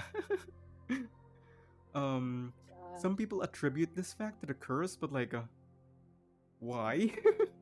I mean, the bank. I mean, it's not even a bad curse. You just got divorced. You're not dead in a freakish way. Yeah, at least you got hit with the financial side of it. You got hit with hard financial times, but at least you got your wife along through with it. And now that you got your diamond gone, your wife's also gone. So I don't know. It's quite a complicated thing, but like, It's a trade-off. yeah, it's a trade-off. Do you want the diamond or your wife? Well, But like, sure. Not But even this the was cash. actually not the last thing that we will be hearing from Mei Yohee, because she's actually a very interesting character herself. I love her story, and for that, question time. Oh. After divorcing Lord Francis Hope, Mei Yohee did which of the following? A. Purchased the diamond of her now ex-husband using her now new goodness. husband's money. B. Oh my that's God. messy. Wrote the article Oh my sparking goodness. discussion about the curse in the first place. C. Created and sold replicas of the diamond for her to wear and also to sell. Or D. Made a mystery film about the Hope Diamond starring herself. Oh, that would be crazy. Insane options, I know. Oh wow, these options, man. I don't think. Alright, I'll let you guys process it for a few seconds. This is why I How love her absurd. character. Mm. Yeah, it's so It's like, fucking. The options are crazy. I have to choose which was the most absurd that she could do, Yeah. and the funniest one. You did it for the bit, Your Honor. She did it for the bit. Like, you guys ready? Hmm. Wait. Sure. Let me just. Oh wait, no, that's not the. Okay. Do we Yes, go now? I'm or- good. Alright, we're good? Oh. Yeah, we're good. Alright, 3, 2, 1, send it. Oh, I see. We have an A and a D. We're just. You look. I Okay, feel it's- like you like the drama. It's me. You like the drama of A. It's me. Like It's you, me. It's Eddie. yeah. Oh my You god. like a bit of the messiness of the A. But actually, Deimos takes this point once more because it actually is D. What the hell? She made a mystery film about the Wow. Hope Diamond, starring herself. Alright, so in 1902, after being divorced from Francis Hope, she got into her second marriage, and then after that, she divorced once again in 1910, and then got into her third marriage in 1920. After that time, she convinced George Huh? Klein to back a 15-episode serial called The Hope Diamond Mystery, and in it, she starred herself as a previous version of herself, of course. Wow. And this Talk version, about yeah, passion project, I guess. yeah, it's a bit of a passion Mhm. project, honestly, and like she actually wrote partially for it, so it was a bit of a passion project, honestly. Mm. She did kind of divorce the man that once had it, but like, yeah. That being said, though, this Ah. version had a lot of accounts that were fictionalized, like characters, additional victims, and dramatized events. But like, despite its beyond its time visual effects and high production quality, it was unfortunately quite unsuccessful and bombed at the box office. And like, in the Oh. end, Mei Yohee unfortunately was also perhaps hit with a curse. She died at age 72, being very poor. So unfortunately, there was that. That being said, though, I would like to take this quote from her obituary because I think I really like it. I've done pretty nearly everything in my life except theft and murder. But thank God, whatever I've done, my heart has been in. And like, you fucking know what? Go off and slay, queen. You know what, Yes, slay? exactly. The obituary slay stuff. Yeah, that's a Type quote from shit. her. And you know, like she's like a very interesting character for me because like you have her entire life story over there, like starting from an actress and then going to vaudeville and then producing this film, and then there's also this one story of her fourth husband, which apparently he Oh. accidentally got shot, and then he was rushed to the hospital, but then he claims that he was accidentally shot in the chest because his gun in his pocket misfired. So I Oh. don't know how that happened. He was shot in the chest by How misfiring bad the is gun your in his gun to pocket. misfire yourself? And also, my please God. ignore the suicide note that I had with me that is written in two different handwritings that are not mine. Oh. Yeah. Like Yeah. there's just extremely wild stories from history, and like I really enjoy getting through them, and like reverse really is like the main medium by which I get to experience this, and I really enjoy them, and I really enjoy also sharing all of this with all of you as well, despite like the dubious Honestly, amount of yeah, information.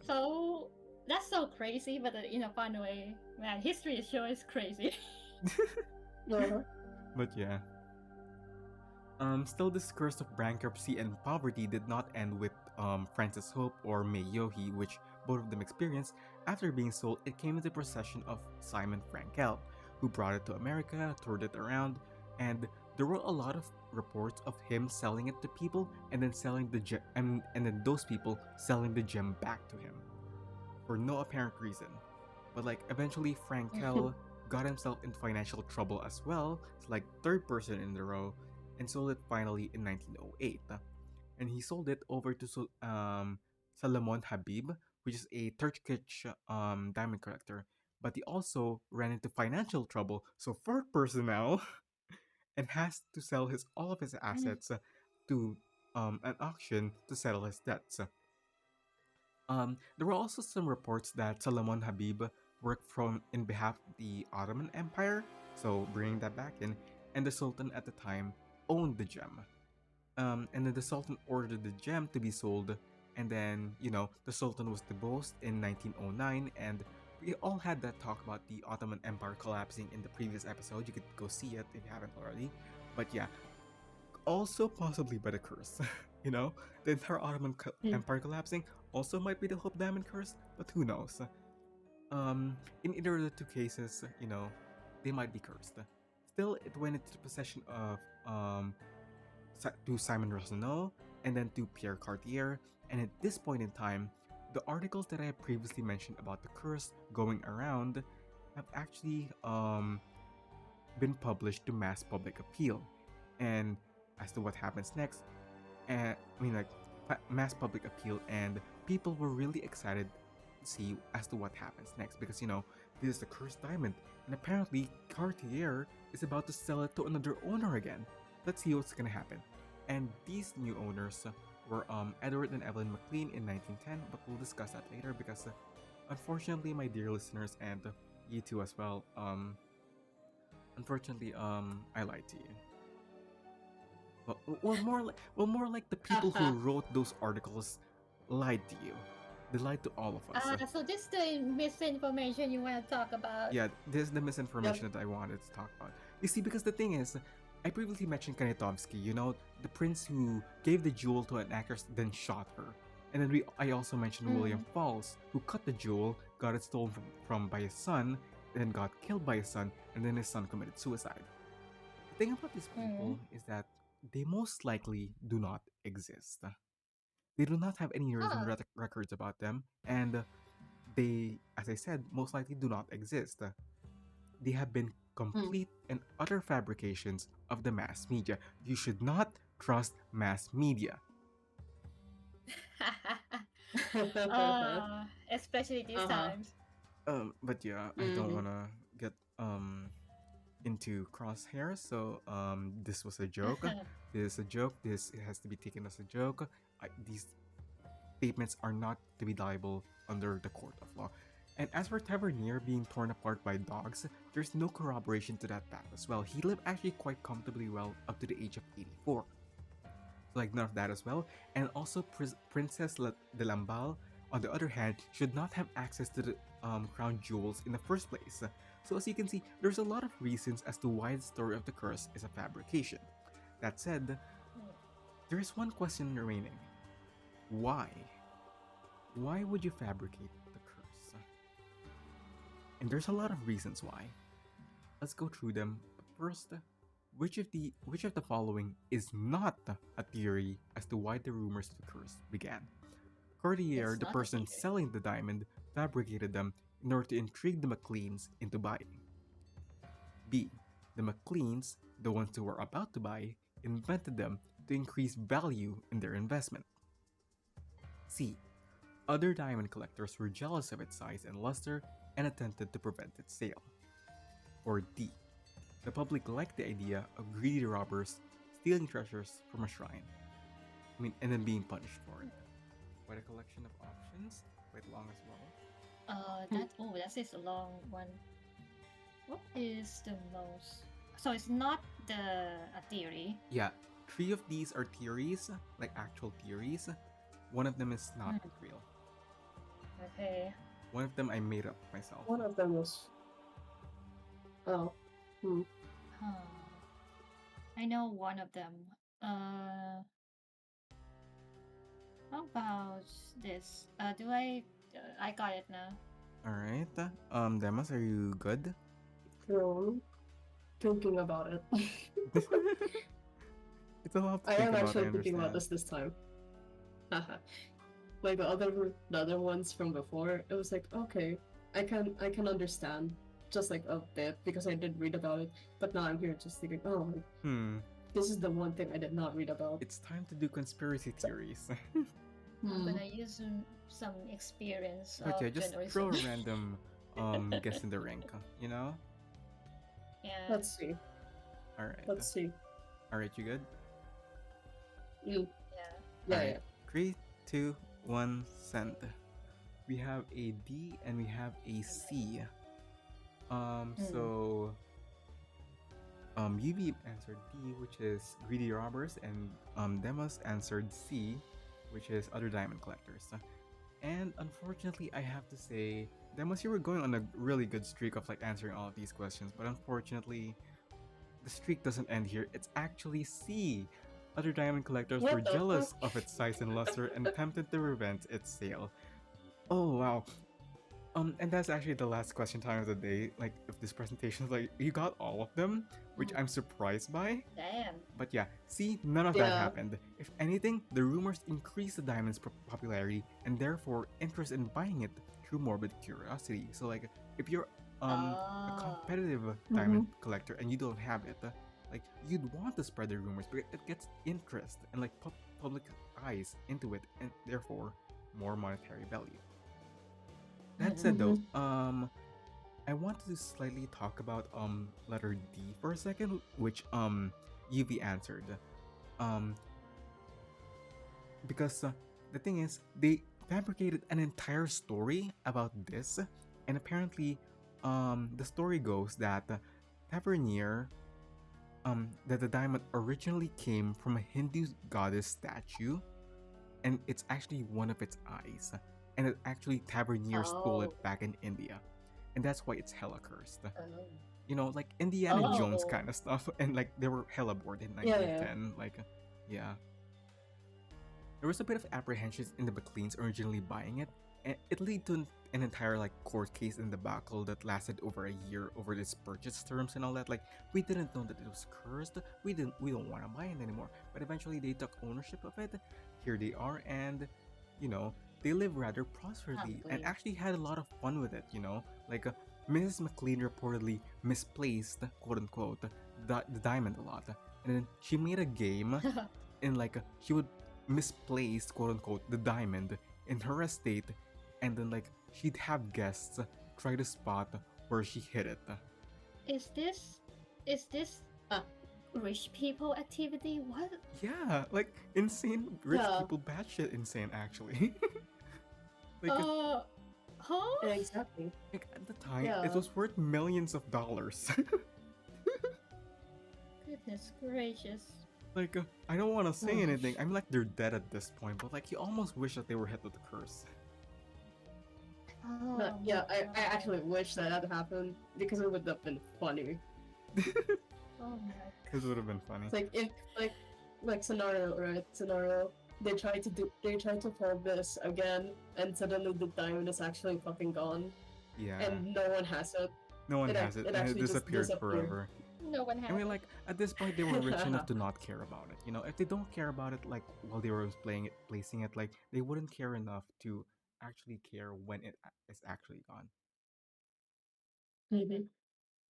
That being said, though, come her death in 1947, the diamond was once again passed down to her children, who then sold it to a diamond merchant Harry Winston in 1949, purchasing it with the rest of her diamond collection, which is quite a lot actually. And over the next decade, the collection is toured across the US at charity events, balls, and expeditions. This is Harry Winston, and in 1958, he was convinced to donate the Hope Diamond to the National Museum of Natural History, where it was marked specimen number 217868. And across the years, it was toured into many different exhibitions and placed alongside many different settings. But to this day, however, it remains in display in the museum for all to see. As you can see in this picture over here, that is the, I wouldn't say current, it gets changed every so often depending on its setting. But generally, when you go over to the museum, this is what you would expect to see. And since the donation actually, the curse appears to have stopped. Like the people who have cleaned it, the people who have touched it, and the owners of the museum are actually like quite unharmed. And apparently, according to them, it has actually provided quite a bit of good luck to the museum since it attracted more people to come and see it.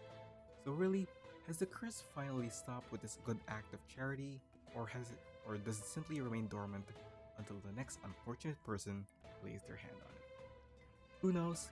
Maybe we will never know. It remains to be a mystery, but at the end of the day, I simply want to ask the question: would you accept a diamond knowing full well that it's cursed? So what do I get from it? Just a diamond? I mean, like, yeah, you got a diamond. How much does it weigh? Um, And look, I need to know the purities. Look, talking about diamonds, talking about gemstones. If the gemstone does not have the quality, does not have the enough purity, it's worth not that much. Let's be real. Mm-hmm. so basically, you would accept the curse thing as long as it's worth enough things. Well, a curse doesn't do much to a non-believer. You know what? Fair enough. Great statement. What about you, Deimos? Exactly. Thank you. I would say no, not really. It's like, do I really want it just because, or like, what do I even use it for? Really? I mean, you could sell it, I guess. I would. I mean, like, unless it's tied to you via life insurance. I mean, life interest. I mean, if I actually, what would you do with it? Study it? Yeah, sure. I'm not like actually that. Get into the I don't. anthropology of it or like the curse stuff. Why not? Okay, look, me personally, I wouldn't say I would just study it. Because, like, what do I do? Do you know the process of trying to sell something so valuable? They're going to be asking you so many questions that you cannot answer because you just, like, got this diamond. Yeah. And they just need, like, some verification. Yeah. Paperwork, man. A lot of paperwork and, like, insurance and all of that. Because, like, once it gets into your possession, you have to deal with all of that. That's going to be your curse. Yeah, that's going to be your Pretty curse. much. Like, the thing is, I have declined solely because I don't know what's on with it. And, like, if I'm given a diamond and all the information I know is that it's cursed, I wouldn't be worrying about the curse. I would be worrying where it came from. Like, is this from the mafia or something? Yeah. Yep. Like, I would be worrying more like, is the IRS gonna get me for this? Because, like, I don't know where it came from. I just got it because I accepted it. Yeah. And it's just like, okay. Yeah. Would you believe me if I said, like, someone just gave me? That's it. But yeah. Aside from that, though. What was I gonna say? Yeah, you're. Sorry. What was I gonna? I was good. Sorry. What was I gonna say earlier? Oh right. I would have accepted it so I can just give it to UV to study it. Oh. I mean, I would just like go and try and if I got the diamond, just like go and try to find how much is it worth, how big is it, how many like tiny cuts I can make with it. Profit. That's great. I thought like we were just going to be like hot potatoing like the curse from one another, like. Don't worry, it's gonna be like, you know, one of those VHS tapes where you just like toss it around people and make people make. It's gonna be the ring. VHS tape. Yeah. It's basically the ring. So far, though, that's like the entire history, briefly researched and briefly explained. It's 1 hour long about the curse and the story of the French Blue.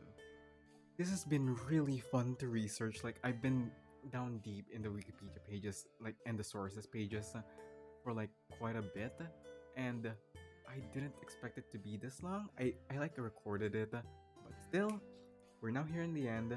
But first off, before we end, I would like to first award the points that I previously mentioned earlier. We will not be executing the loser, but we will be rewarding the winner, Of course. And Unfortunately, I'm too useful. coming in with a total of 6 points, I very much congratulate Hey.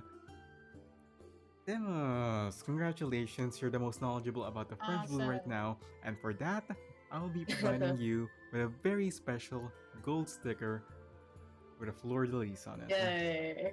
Wow, that's so Yay. French. That is so So French. French. So French. You get the They done golden that. sticker of Frenchness. You get the French sticker. It's like- It's like getting a badge from fucking Matilda Bonish, you know. But yeah, you I can now enjoy place it, this thank over on you. your CV. You could now place the most knowledgeable person about the French Blue, and they will not question it because you now have the golden star. But yeah, thank you very much for Exactly. I can indulging get in my hired. shenanigans today. Yay. And yeah, we'll Yay. see you all in the next session of this class, whenever that may be. Thank you very much for listening, my dear listeners. Alright. And we'll now proceed on to the next part. Bye. Woohoo!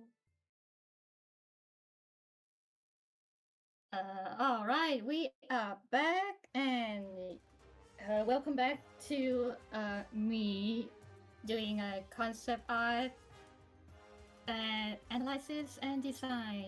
Let's go. You can already hear from my voice the fatigue of this event. You can probably hear it. Yeah, I wasn't sure Okay. if it was like me making you do 2-minute art or like the entire event making you feel tired. No, this is me from reading about like 3 or 4 books that has like more than 300 pages in like Yeah. a week. I am so glad So- I didn't Yeah. read a single book for this event. I am so normal today. Let's see. Right, here's the thing. Okay, come on. Okay, let's get into like warm ups. We're gonna be talking Yeah. to the first character, the banner that's going right now, the limited character, Miss Belle Bonish Matilda's form, the lady of Foresight herself. Let's go. So the reason why I want to start with like just the name first, because names carry meanings for like character designing. What I want to talk about is not the last name part, because I tried to find the last name, I couldn't find any connections. So that's why we're gonna focus on burial. Burial is a type of mineral, and just like many burials, it's not just like one gemstone. It's a mineral that has many cuts, many types of like formations. So there's like the green, the aquamarine, there's like there's like the red, and this is why they have like this fine burial skill with these gems you can choose. And I think that's really interesting. Like you can see the aquamarine from like light blue, you see like the red, the pink, and also like green burial or emeralds. And now I think it's really interesting, like in terms of like game designing. When game designing, you think a lot about, okay, what we're gonna be doing as a structure for this character to be like fun to play with, and this is like giving her a more flexible gameplay. Even though, yes, I know everyone's gonna be DPSing, but the fact that she can like do something else, like giving enhancement to like incantations, for example, that is pretty neat for like people like me who has only Barbara or Vila doing it. It's just like I do not have Mercury there. Basically, I think it's like a fun way for people who doesn't like play like all meta all the time like me. And that's like a really fun choice to be putting in for like the character. So like, but in terms of like the mineral, the gemstone itself, it has meaning? Of course it has no meaning. It's a gemstone. Someone's gonna make up a meaning and like for selling and stuff. Yes, but also because it has like meaning and people has beliefs on them, it carries energy in itself through the faith. And burial is often used as a crystal ball or a magical object because burial as a gemstone is considered to be the gemstone of the seers, which is why you can see the burial Bonish, the character, being diviner. So, like, this is because of the belief of the burial gemstone itself has something to do with enhancing insight and also like removing like evil spirits or evil energy out of it. And I think that's like really good in terms of like because of her role in the event we have. It's like with the Beast of Javadon and such, and also the shadow looming over Bloom. And that is for the intro, which is yes, the warm up, you know, your warm up. Yeah, the warm up. You know, we can. We love the handle warm this. ups. Let's We can go handle with this the so far. silhouette. Let's go. We have the I2, I1, I2, You gorgeous can hear art, someone barking and we in the have the background. silhouette. Yeah. So like, okay, we see this. We have already been through like the last time with a character design. I always start with silhouette. Silhouette is the best one, and you see, it's the first with silhouette. Last time we go with like right side being simple and left side being detailed, but on burial it's different. Burial goes with how simple the lower half is and how detailed like the upper part is. As you can see, this goes the same with her I2, her splash art, and it's the same like the details of the hair, the flowing of the hair, the fingers, and also the jewelry. Like, it doesn't have to be like a half where one of them is simple, one of them is detailed. It can be like a lower half and an upper half also. It works both ways. And okay, so this is like the silhouette. I think the silhouette is really good. It tells a story. You can see like very defined shapes. Like, these are like shapes you can look at it and you would immediately know who the character is. And I think like that is a really good character design. Go with the silhouettes. Now we go to the splash art. So like the splash art, I'm gonna zoom in a little bit. The splash art is really interesting to me because okay, if you look at it, you can see all these like composition, the lines. Give me a moment. I'm gonna change the color. Like you see, like the arcs. Yeah. The arcs going this way, going on this way. The straight lines. Like these arcs are really important, especially when you can see that Burial's like splash art is most likely Art Nouveau, in an Art Nouveau style. But there's like also like fun details on it too. You can see her Ujimo here, like the crystallized stuff with the dragonfly. You see like so many dragonflies motifs, and you can see Burial herself. You can see Burial herself, and you can see the eye of Burial's the other eyes too, because she's playing the role of the observer. And right now in the splash art, she is observing like from like in another phase. So this is really interesting. Technically, like, is either this or this is the real Burial, and this Burial is just like being witnessed by other Burials. Very Inception, I know. Really crazy. Mm-hmm. So like, the reason why you can see like the elements. I'm gonna put on like Art Nouveau as like an example. This is by Alphonse Mucha, a famous guy. We all know him because we have seen his art like everywhere as an artist. The guy who's really good at like Art Nouveau. The posters, and you can see like the elements on like the arts with the tiny medallions. These are like some of them are from like same patterns elements as Art Deco, which is palmlets.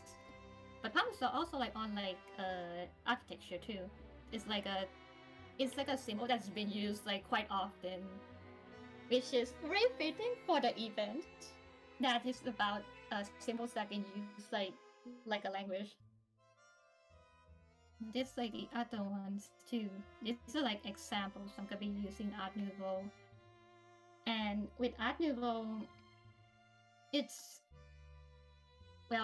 French. So this is like, we are considering that this character has to be about like French. So this is like French art being Art Nouveau, being chosen to use this.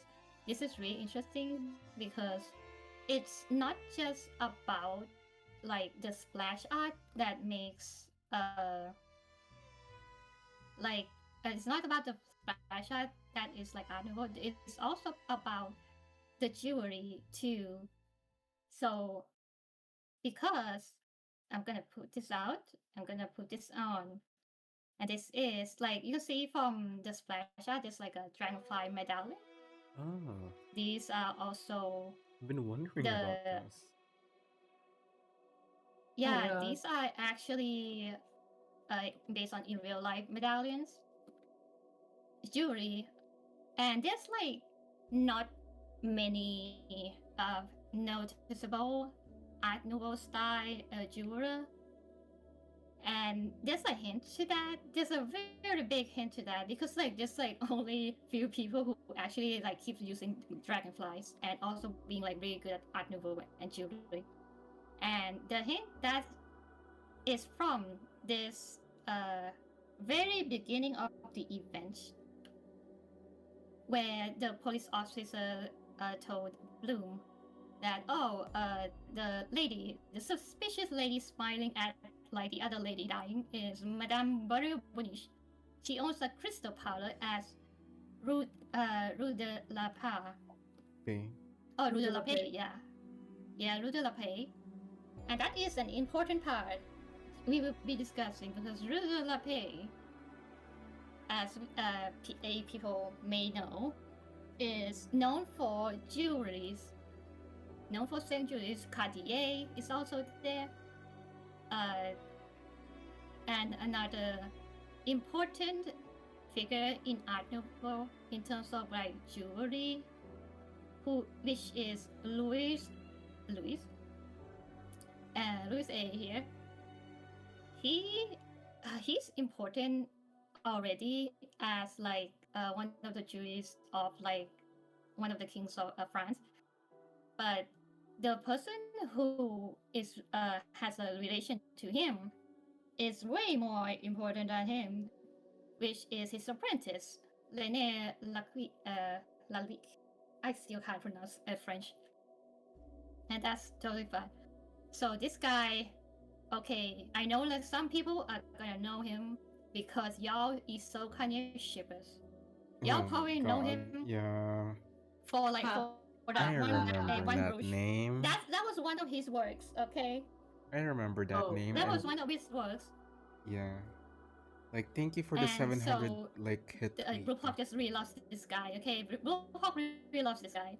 So his work, we can see it on Beryl's dress in her I2, which is the dragonfly. The dragonfly the brooch, which I think is really interesting to be putting this on a character that is going to be like in a crystal parlor, something related to divination. And they did research on like, okay, where should we put her like a parlor? Where should she live? Oh yeah, we have like entire section that is known for like jewelry. We should choose that. And they reference like in such a detailed way too. Okay, so I'm gonna tell this, like the reason why they don't like copy 1-to-1 is because of copyright. Copyright, yeah, I assume it's copyright. So they just like, oh, let's just make a Of course, jewelry of course. inspired by it, you do not want it to With enough be plausible deniability and all. that crazy.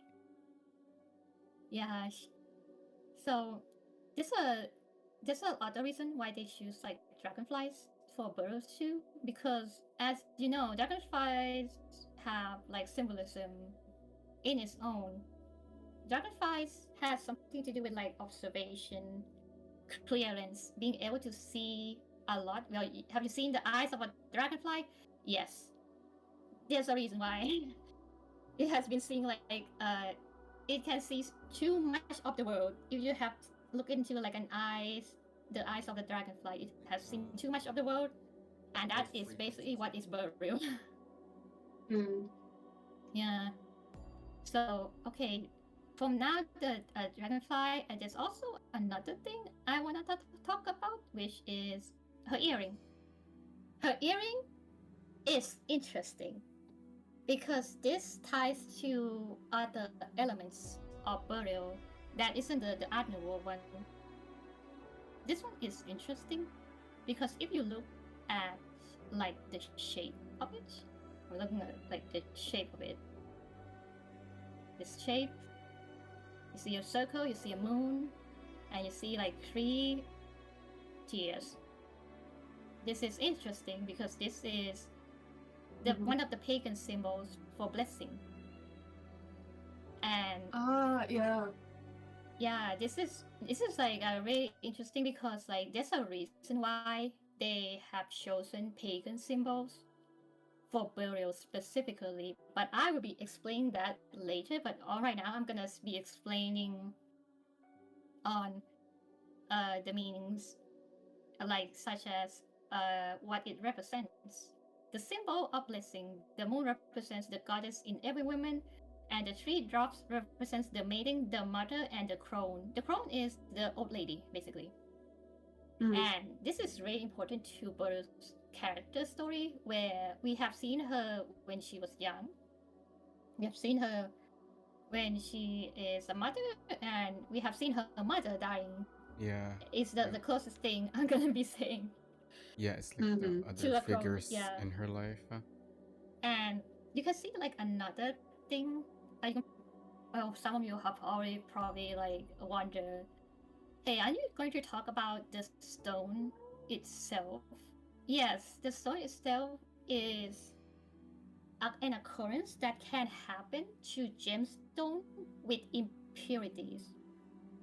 Gemstones with impurities can have like light shine through them and creating a shape of a star called asterism or a star sapphire. This phenomenon is called star sapphire, and it can only happen if a reflection or refraction shines through them. And this is really important to like Beryl, who has a medium in her arcane skill of foresight being refractions. It's also kind of related to like Matilda too. She's a daughter having a medium as like reflections. Yeah. So like we have talked about flashing through the jewelries already. Okay, I'm gonna need you to remember this. The pagan stuff, remember that? That's gonna be coming up later. Yeah, it's gonna be on the test. It's gonna be on the test, hold on. It's gonna be the test, it's gonna come up later. And now I wanna talk about remember when I said about Art Nouveau? Here's the thing about Art Nouveau is that the focus of Art Nouveau when drawing like in art is the female form, especially with Alphonse Mucha that was chosen to be referenced for like Burst Flash art. It's always about the female form. And here's the thing, specifically there's also an artist, a fashion designer who also invented a style that specifically focus on like having the female form, which is the one who take inspiration for Burroughs default art by Madame Piano. You can see the waves. Personally, I would say that Bella's clothing in like her default, these are like supposed to be like duck feathers. For me, it thinks like duck feathers because of her Udimo. And there's like a lot of things about her character that is like about the ducks too, so I'll be going that later. But like in the elements of like animal, these are supposed to be either palmlets or waves or drops of like water due to the shape. These are duck's feathers, and these are astrological map on her chest here. And you can see some of the crystal here. When I look at like Burrow's default art here, I think of like a geode being cracked open. You see like from the crystal here. Oh, right.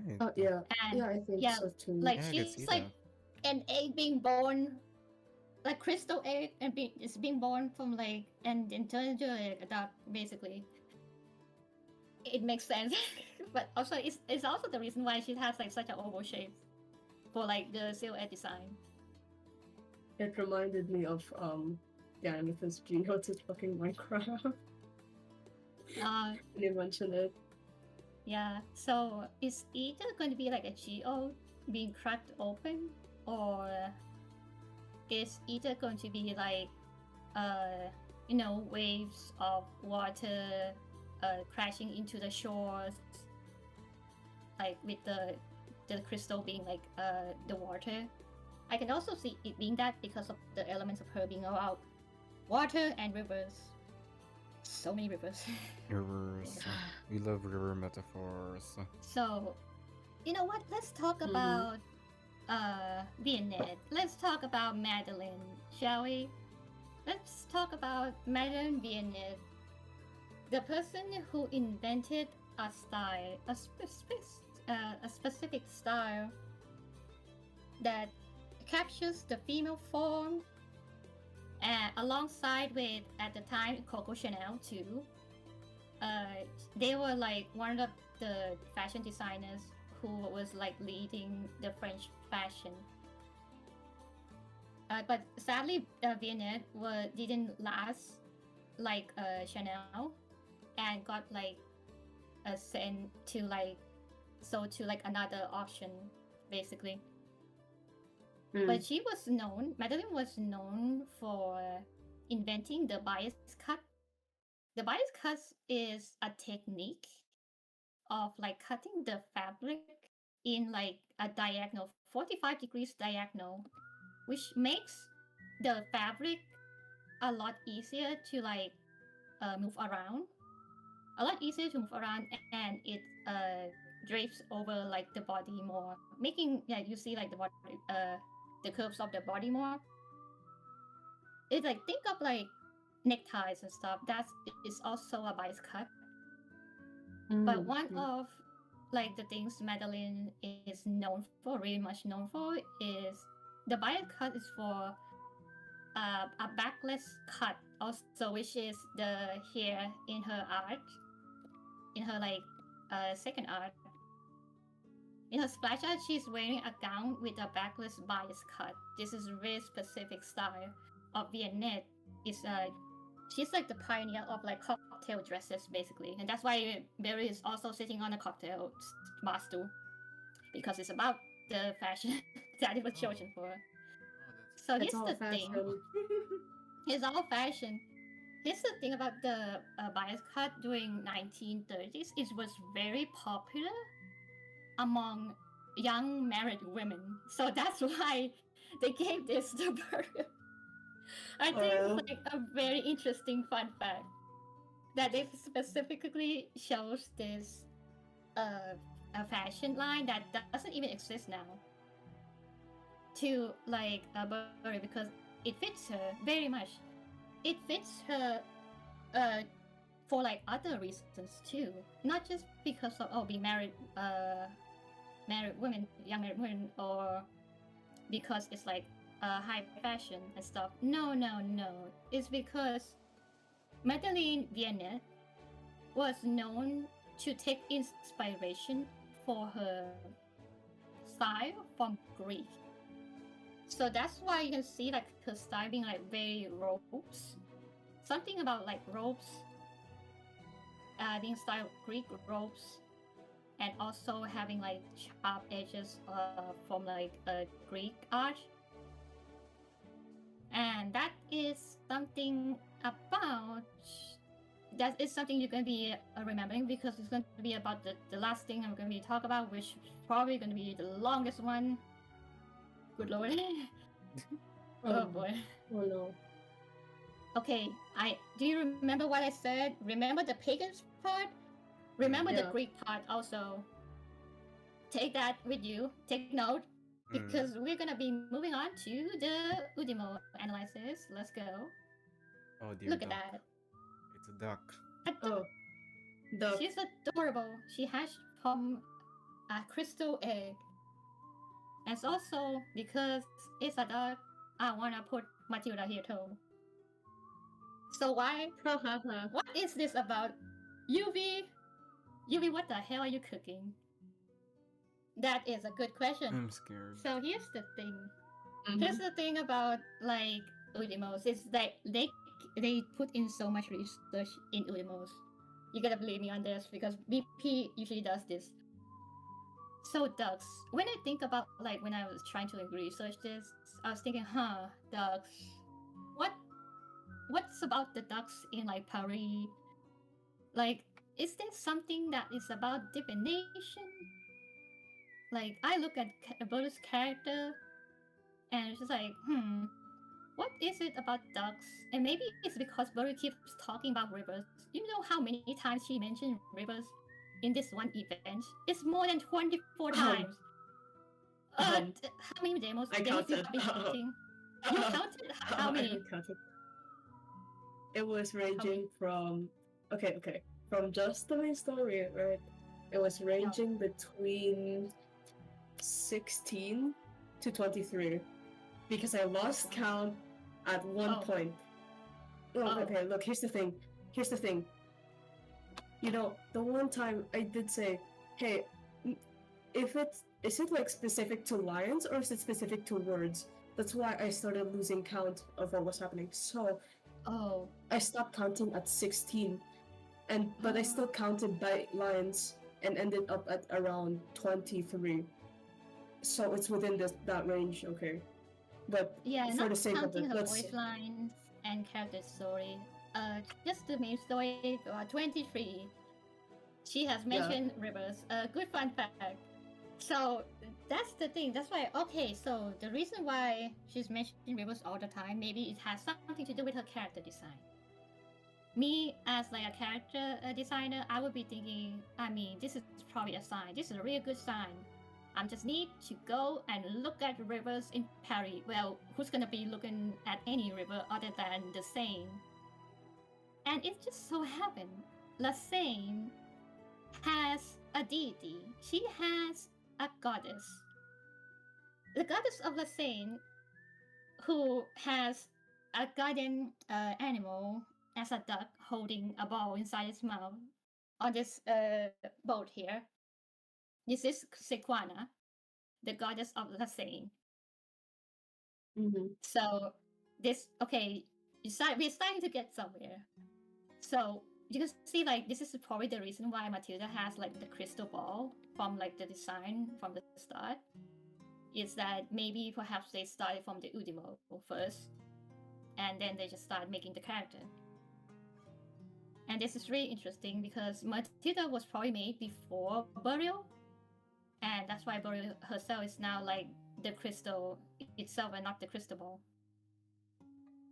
And now, the thing I'm gonna be talking a little bit about Sequan is she is the she was worshipped during pre-Christian time. So technically she is a deity of Roman Gallo, or like the Roman and the Gaulish, basically. Back in the day when Gaul was like not France. And she is considered to be a goddess of paganism. So that's why I said, take the pagan with you, take note on that. And also take the Greek with you, because it's about what she's like reference to. But it's reference to the goddess of Seine. and it's really interesting in terms of like what I studied. I went to make research on her. Is that in real life, this statue right here was dug up from like an archaeology site, and in Dijon, like basically Dijon, like Dijon mustard, and that place, the right now the statue is in the Museum of Dijon, the Archaeology Museum of Dijon, right here. I'm gonna be put this in here, so in case anyone wants to like visit burial, you can do this here. You can just like put it on the map in case you did not get her on the banner yet. So because I know gacha players will do that. Look, gacha players will do that. On the sign. Okay, so a little something for to know. Sequana is the goddess of Seine, yes, the goddess of the river. But that is not the only thing she's like in her domain. Her domain, besides like the element of the water, the rivers, it's actually she's also the goddess of abundance, as in wealth. This is like Greek god. Sometimes the Greek gods just have like just weird like the most domains random things that doesn't match up. together. Yeah, basically, Sequana is the same. She's also the goddess of wealth, and also, but mostly known for as the goddess of healing.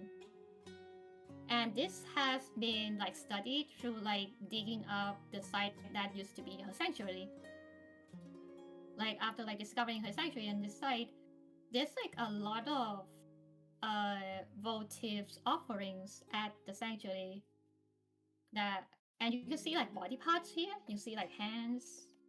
You can see like sexual organs. You can see a head, and you can see like also like other organs.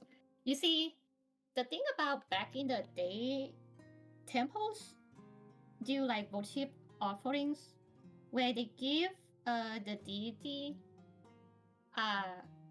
some sort of body part in like a clay, made of clay or something, to tell them that okay, there's an illness on this part and I wish for it to be cured. Paganism, you know. And like interestingly, there are like so many like body parts, but like most of the there's also like inscriptions on the walls, I guess. The inscriptions for like the temple and the sanctuary, a lot of it mentions the worshippers themselves, and a lot of the inscription. It's really interesting to read that the worshippers of Sequana are mostly women. Some are men, yes, mostly women. Some are men. Some are slaves. Like slaves are allowed in the temples as worshippers on equal grounds, and some have both female sexual parts and also have like male parts too. The intersex are also welcome there. So it's like a very interesting, I guess, archaeology research on it. On the other part, that is like interesting in terms of like the offering, the votive offerings. You can see this part, the big part here. This big part, you see like I'm gonna be giving this an example. This is one of the most dug up votive offerings, which is the eyes. So it's been like, I guess, on like the historians that for perhaps the reason why there's so many like offerings, votive offerings, like in shape of eyes. And oh, by the way, this is like the name of the person. This is like Mata is the name of the person who wants to get like their eyes cured. It's basically they they theorize that Sequana is probably known to be as a healer, but like mostly known to be curing or healing eye diseases or something that is relation to eyes. And also, there's like another thing in like the inscription is that the temple itself is for business. uh, as in, it's a business that people go and pray and buy the offerings or have offerings being made to like worship Sequana. That place is basically for trade. There's like a bunch of like money being found at the temple because of how much money has been put to worship Sequana. You know what? Being the goddess of wealth, that makes sense. And another thing that is like being mentioned is that the temple of Sequana is a place for oracles. It's a place for divination specifically.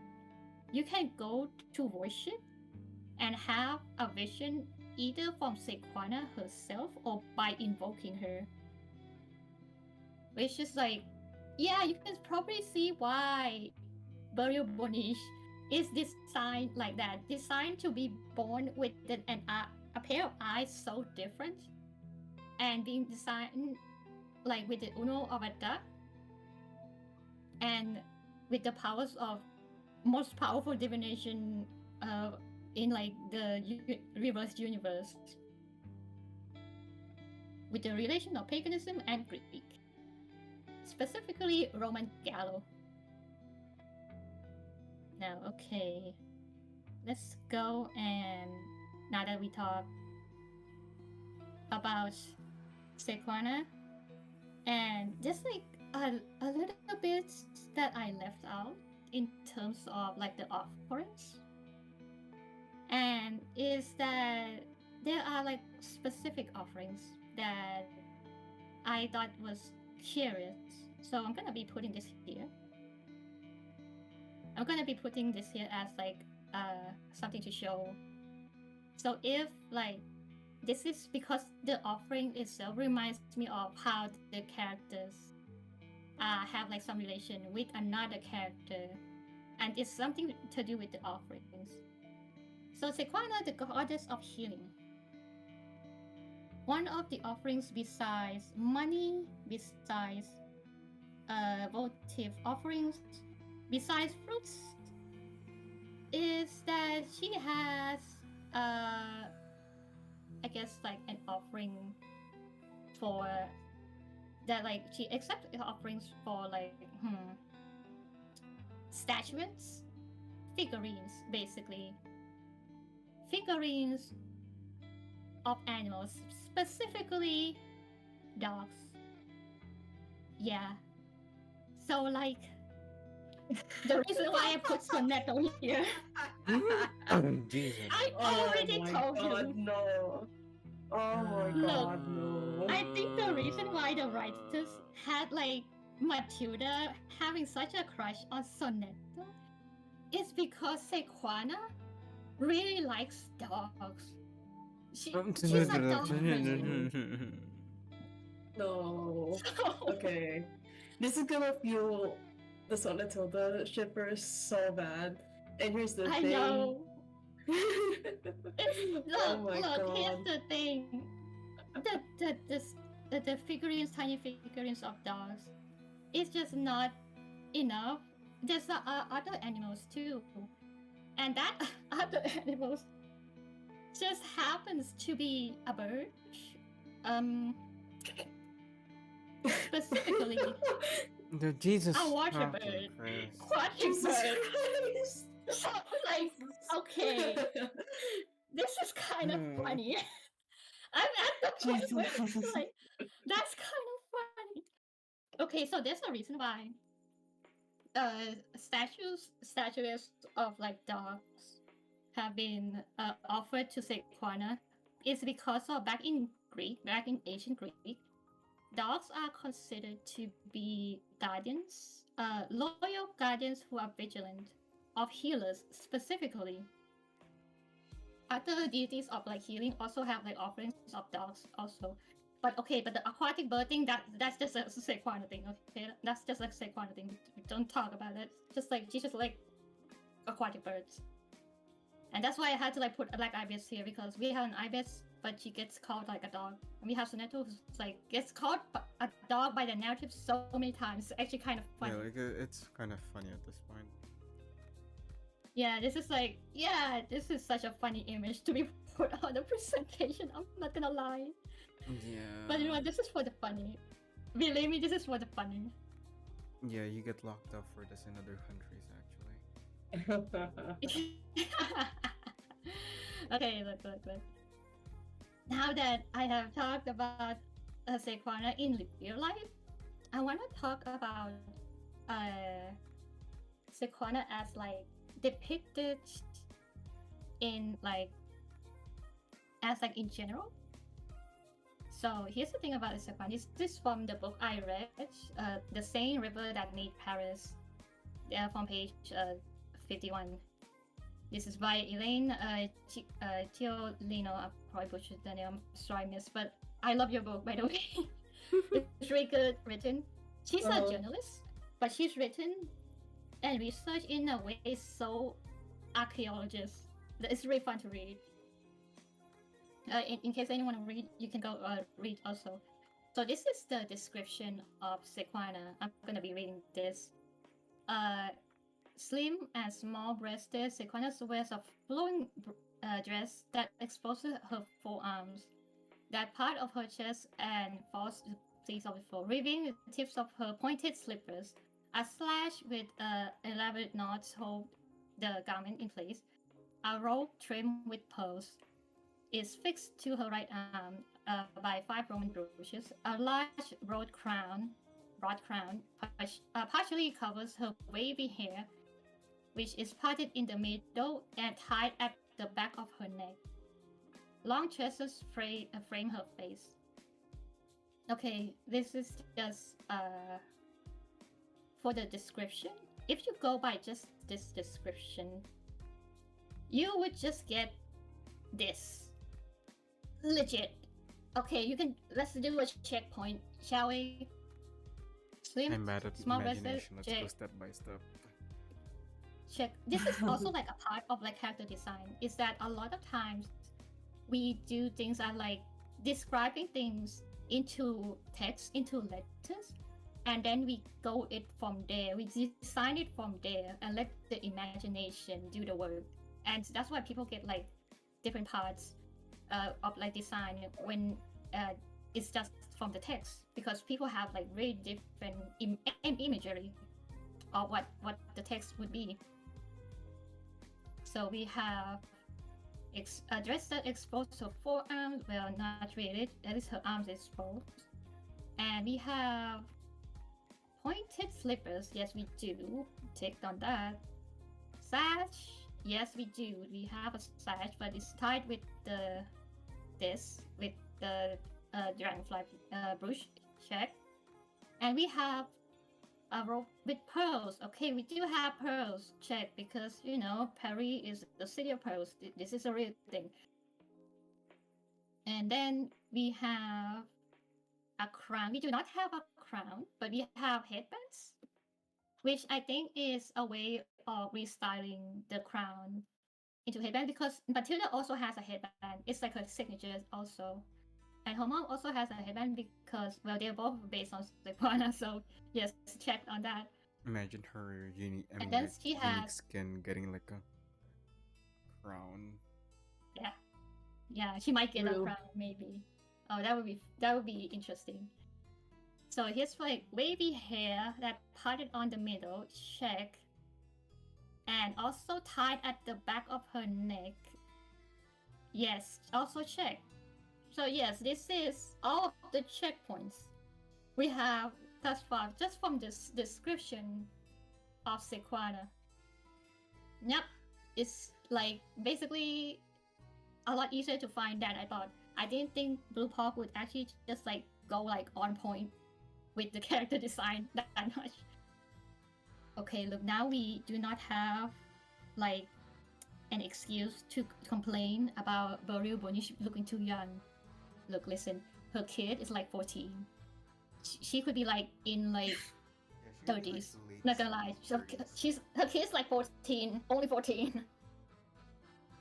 She could be in her late So 40s, anyway. late 30s, sorry. Yeah, she could be at least like I mean, 40s. late 30s. Yeah. Yeah, late 30s, yes. But still, she's quite young. She is supposed to be looking young, according to descriptions. Oh my goodness. Also, And she's also, rich. uh, That's the only thing you need to know. She's rich.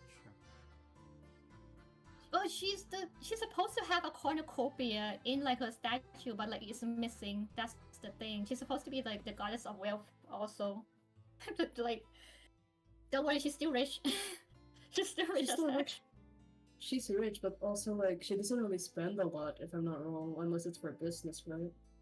So, I mean, she just spent a lot for Matilda, but like that's Matilda, that's her baby. She would spend that's her child. like she would spend the whole world for Matilda. Not gonna lie. Yeah. Okay. I'll just quickly point out before we move on, right? Just like Yeah. we just have to confirm. It's only in the character story that it does confirm. Okay. Beryl has lines on the sides of her eyes, crow feet. It's like the only indicator that she's old. Yeah, that's it. And it's like, yeah, that's fine. At best, that's fine. This is like the best thing you could do for someone like Beryl. She just has crow feet. Yeah. This is At best. look. She's probably has makeup on. She probably has makeup on. Let's be real. She's so fashion. Look, she is so fashionable that she would have makeup on. You know, when she would like wake up and have like makeup, and it would be her makeup would be on point every single day. I would not doubt it. I could not Okay, deny now. such a thing. Okay, now that we are done with the in real life Sequana, in the archaeology and stuff, we're gonna be going to something more fiction. But like before we go to like the fictional part, I'm gonna be putting this up. So why is this here in the part where I explain about Belle Époque and Sequana, the goddess of Sane? Well, that is because there's a connection between the three main characters we have in the events. I'm gonna be putting this here. I'm gonna be putting this here. The one first of the connections I'll be talking about is Felicine, which is like the easiest part because she basically just boasted herself as the royal advisor of the Sun King, King Louis XIV. This is for the Baron family, connection through the Baron family, Felicine. And for Adele, for Bloom, it's the French Blue through the Tavernier. That is connection through with the Sun King. And the Alright, reason how why- does the Vanish fit into this? Yeah, you start wondering, right? You start wondering. So like, when I talk about something first, it's like I can see like a lot of concept motifs in like from like 3.0 that a lot of concept has something to do with the sun. 3.0 we have characters that has something to do with the gargoyles, something to do with sun. Marsha has something to do with sun. Charon, the sun rising when the war is over, something to do with the sun. Either in narrative or in like the characters that they have like details on reference on. In this event is no different. Like in the Dawn of Dawn, we also have like the Dawn of Dawn. Also stuff about Apollo in Corvus part. Stuff about Rushka on the vampire part, also the sun. Now on this event, we have Felicine, we have Adele, and then we have Belle Époque. The goddess Sequana, how is she tied to the Sun King, King Louis XIV? Like I had to like look up a little bit, and luckily, there's been like mention of Sequana in relation to the Sun King Louis, specifically when he came to marry Maria Theresa of Spain. So when he had married Maria Theresa of Spain and having her as the queen, this is when that happened, John Racine composed a lyrical poem called "The Nymph of Saint to the Queen," and this was back in like 17th centuries, and that is the poem that would mark the marriage between King Louis XIV and Maria Theresa of Spain. In the poem, the river nymph, who is not named, welcomes the queen to France and serves as the voice of the country. 18th century writer and traveler Jacques Henri Bernardin de Saint-Pierre embellished the story. Born to Le Havre, I think. Born to Le Havre and best known for like the novels he's written. He wrote L'Arcadie, which is a book about a political utopia in his mind, where he tells a story of a beautiful and high-spirited nymph, Sequana, born to the wine god Bacchus and an unnamed mother. So, I think like the part of like the fiction that is mentioned in L'Arcadie is that Bernardine guy just kind of like put Sequana to like the parts of like Persephone, where like she was kidnapped and Demeter basically like got like very sad about it. So like about that, but it's like in Roman Gallo kind of context, yes. So this is the some of parts I brought. Is the legend of the river.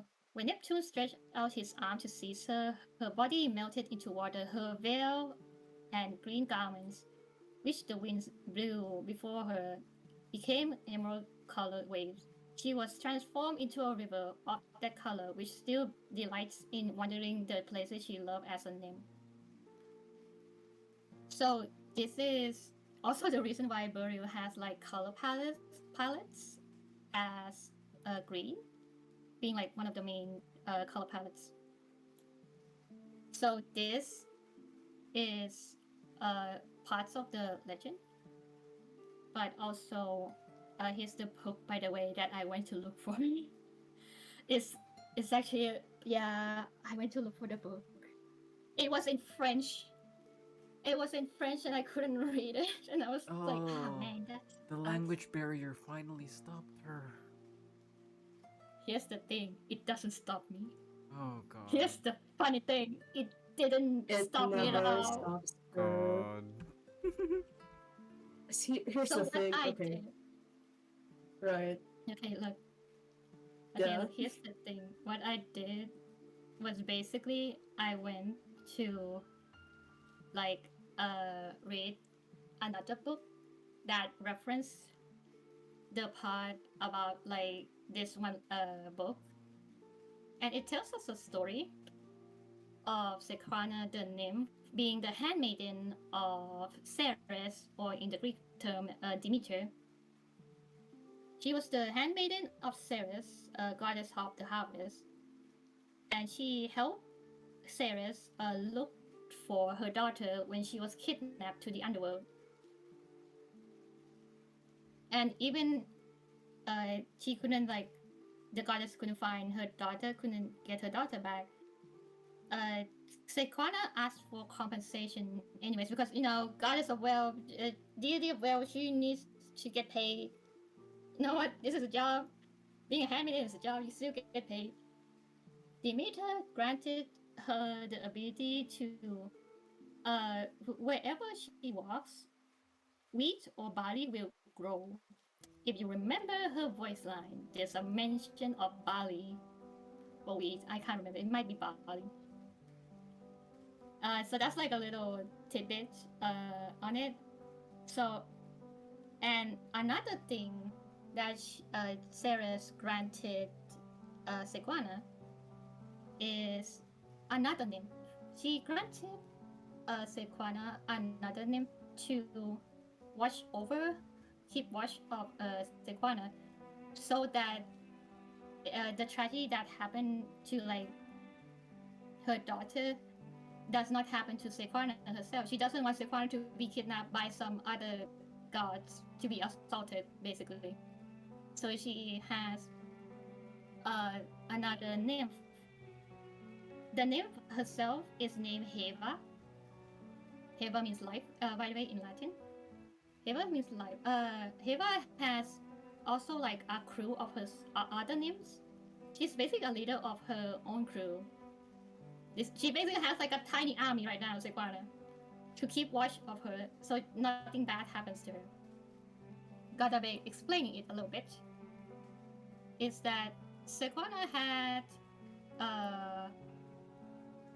an encounter with, unfortunately, Neptune, Poseidon.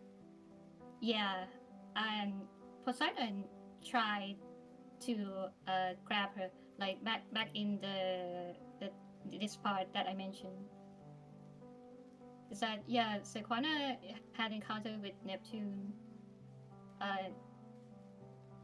Neptune tried to assault her and drag her away, but with divine, she begged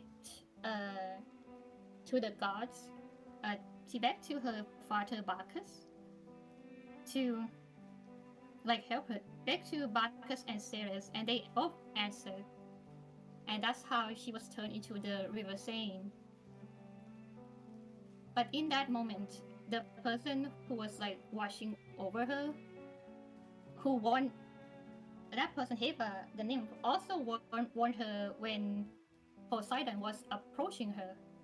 And that was like the reason why Sequana had like enough time to pray and ask for like her dad's help, divine intervention.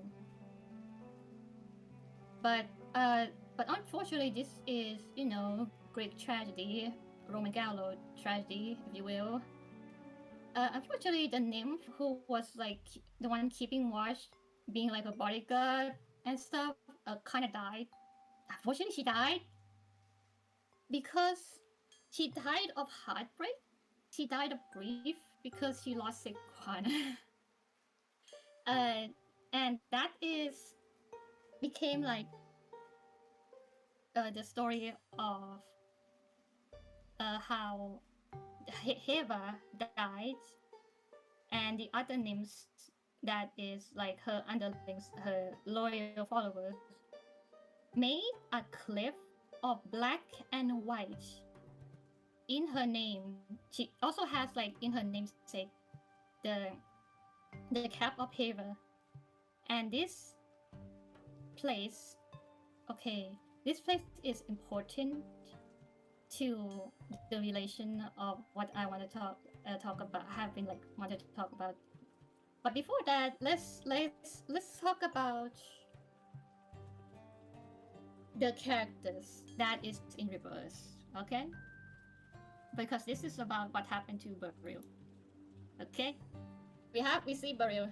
You hear with me? You're seeing here on the screen. All right. And so, in the story, we have like at least like 3 or 4 characters. But in the story of like Sequana being almost kidnapped, abducted by Neptune, who that has relation with Beryl would fit the role of Neptune? Who do you think? You can do it. You can do it, Red. Why are you cheering me on? Hey. Okay, just think about Neptune. Think about Poseidon. What does Poseidon represent? Oh, I know. I figured. Oh, fork. Oh, okay. Okay, tell me. Or- Give me your ideas.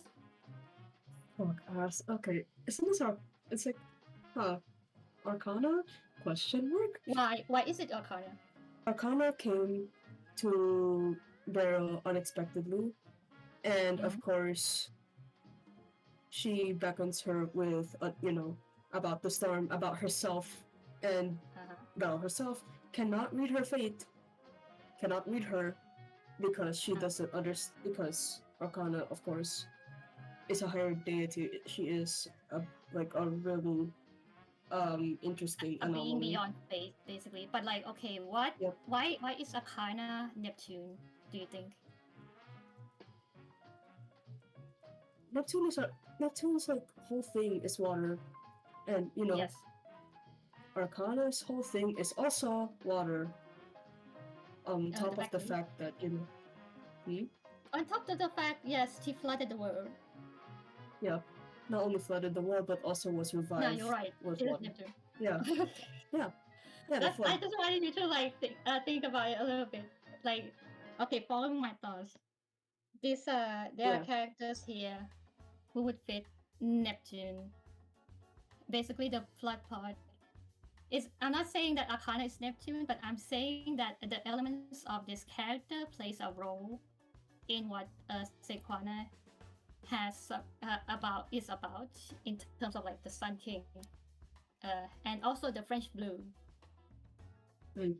And the other character, the name Heva, whose job is to monitor Sequana, watches over her, who died of grief when Sequana turned into the river, and turned into the cave that watches over the river of Seine. Who do you think, in relation to Burial, fits the bill? I'm gonna put in like some pinpoints. Someone whose job is to watch over oversee the water. Yeah. Oh, it's gonna be her? Not the water, but Burial herself. Oh, Beryl herself. And also something to do with black and white. And another thing I'm going to be adding, so it's going to help you a lot, is that the cave that has her namesake, the namesake of the name Heva, is considered the protector of sailors and fishers. Yeah, I was about to say it has to do something with fish, doesn't it? Yes. You want to guess who? Yeah, I would like to say Rousseau. Yeah, it My makes God. sense actually. Shut up. Shut up, Red. You know what I'm talking about. This is the kind of Okay. propaganda that they sell. Yeah. No. I'm selling my If new it has to be crack ship. propaganda, they have to be well informed. Okay, look, I try to look for other characters that has this relation. I try to look like, okay, Matilda, maybe? But no, that doesn't make sense at all. Because the nymph Yeah. Hela has also relation to Ceres, the goddess of harvest. And there's no character that talks about eating and food much of this character, Jesus Christ. And now you're gonna see like the chart right here.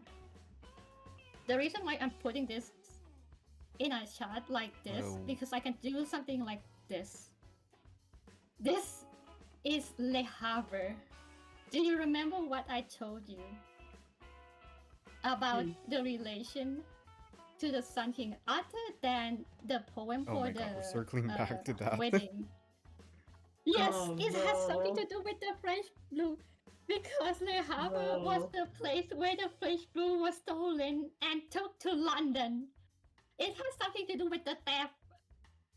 Oh my It has nothing god. to do Get me with the out of here. theft, basically. And it It definitely has goes back something to to the do with the ADC Oh my God. and This is the theft, that element that has been put into Burial, but because of like, this is a reverse, so the concept is in reverse. Instead of like Sequana, Burial running away from Arcana, she went to Arcana, she chose the flood, unfortunately. And then instead of like this, Black Eye is watching over Burial just to like keep her safe. No, she's watching over Burial so she doesn't steal shit. This is like things that has been happening. And then yes, the Lassane has relation to the stolen French blue. And that's why Burial has to be stealing stuff from the foundation, because that's the death part that is in the reference in relation to, like, say, Father. Now, okay. Man, that's a lot, huh? Quite crazy. We talked so much about the French blue. And now, finally, we can close this page and open us this page to Adele Tavernier Bloom. Of course, we know her based on Jean-Baptiste Pernier. I didn't choose the Orientist one because, you know, respect for, like, the viewers. Not respect for the guy. He sucks. I'm sorry, Adele. Your family kind of sucks. I think she'll probably agree with me. Yeah. So Adele, you can only be so good as a Frenchman in the 17th century. Yeah, you know what? I'm gonna write this down. Adele means noble, Tavernier means innkeeper. So we have noble innkeeper. But most of the time, we're just going to be focusing on the noble part.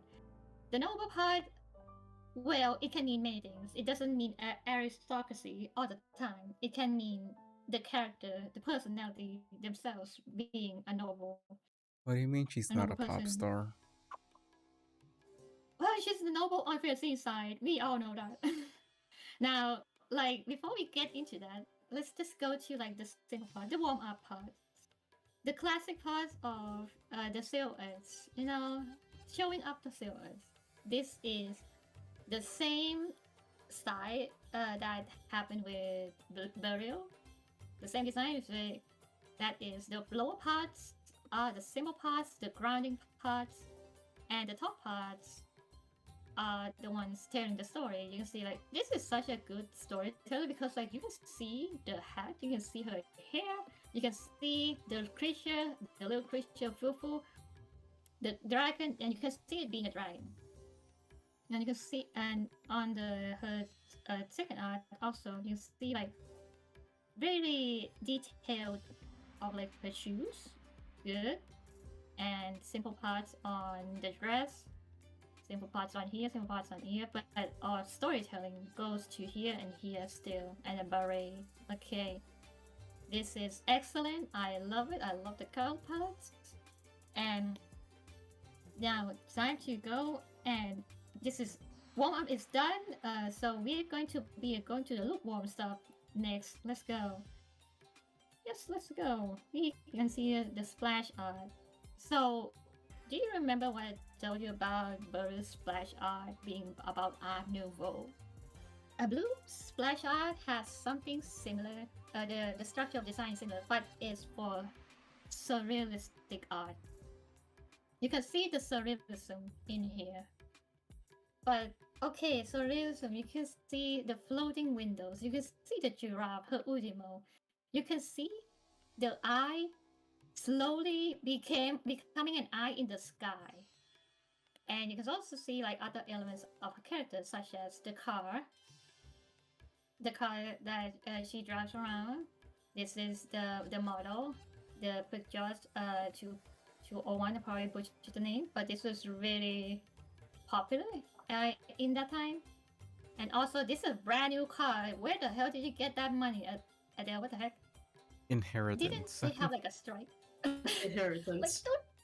Like, inheritance, probably. I mean, Tavernier, you know? So, like, the same structure that happened in this is surrealistic art, but whose art is used to is inspired to make Bloom's splash art? Well, that would be another Renee. This is an art by Renee Magritte. And this person is known to be drawing dreams.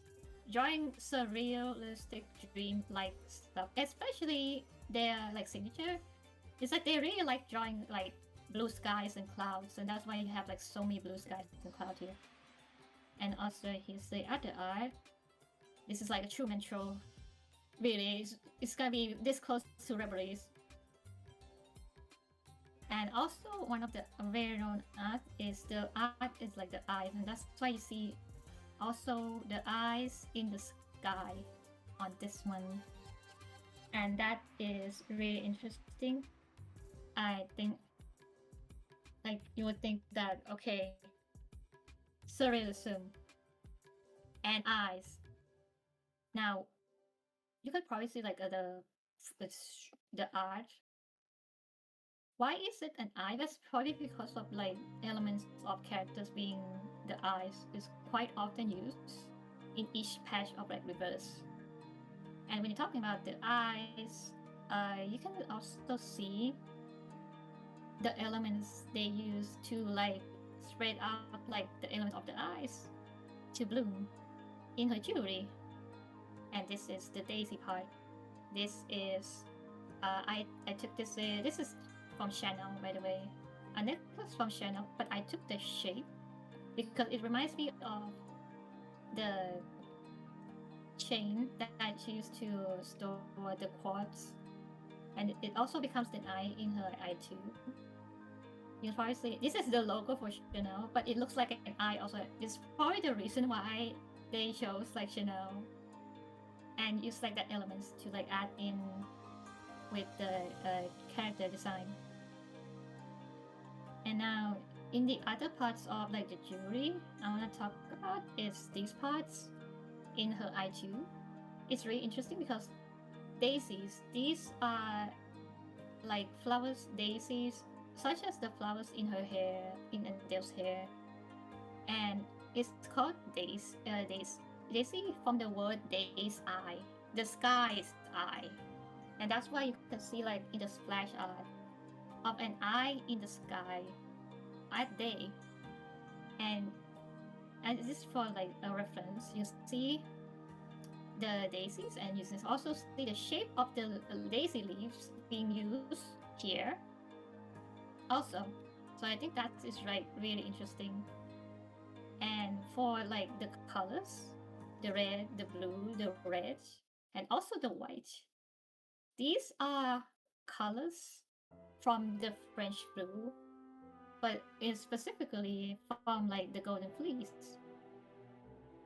Now, when we talk about it, of course, I'm gonna be bringing it up. The golden fleece, order of the golden fleece. Let's go. This one is the inspiration. This is the inspiration for Bloom's dragon, the red dragon. And because you can see the red dragon here, breathing fire into the French blue, and this is the golden fleece. And this is, I think, it's a really interesting way of portraying, like making a historical artifact into a character and give them like an interesting skill, because Adele's skill passed down by her bloodline is being able to identify truth from lies, identify forgeries, and that has something to do with how many French blue there is in this world and how many fake ones there is, including the stories of the French blue and the curses. And that is like being compact into her skill that is basically deleting all the negative status, and also being able to identify forgeries in the story. I'm going to be completely honest, Oompa. Like, the Order of the Golden Fleece was like my placeholder picture for my presentation. But before I had like any other picture, I had it like fill out the rest of the slides so that I could just simply change picture later. I did not make the connection because I keep thinking, oh, that's a bull. Oh my god, you didn't make the connection? Oh my god. I thought it was a bull. Goodness. Here's the reason why this scene has to happen is because of this. It's because of the design of the golden fleece, or of the golden fleece, is for the dragon to breathe fire into the blue, French blue. And this has been like at the end of the event. It has served its purpose in the design. And that is to burn the French blue. And turns out it's the real one. Crazy, really. And then we go and talk about. So, like, you see, like, there are, like, some of the stuff that I didn't explain. And that is the... Yeah, that is the armory here. The armory, there is actually a reference for it. It's a reference to fashion in the 19th centuries. It's And what do it's you call a it fashion. again? Is it a pauldron? It's like a shoulder armor, basically. Shoulder pad. It's actually based on one of Vogue's fashion. Based on Jean d'Arc, of course. Of course, you're gonna be. Of course, you're gonna be putting up Jean d'Arc into her design because she's a protagonist. You have to mention at least once. Yeah. So like this is by the design is by Jean-Paul Gaultier in 1994 Vogue. The model was Stella Tennant. Not to be confused with Out Tennant, but yes, also Tennant.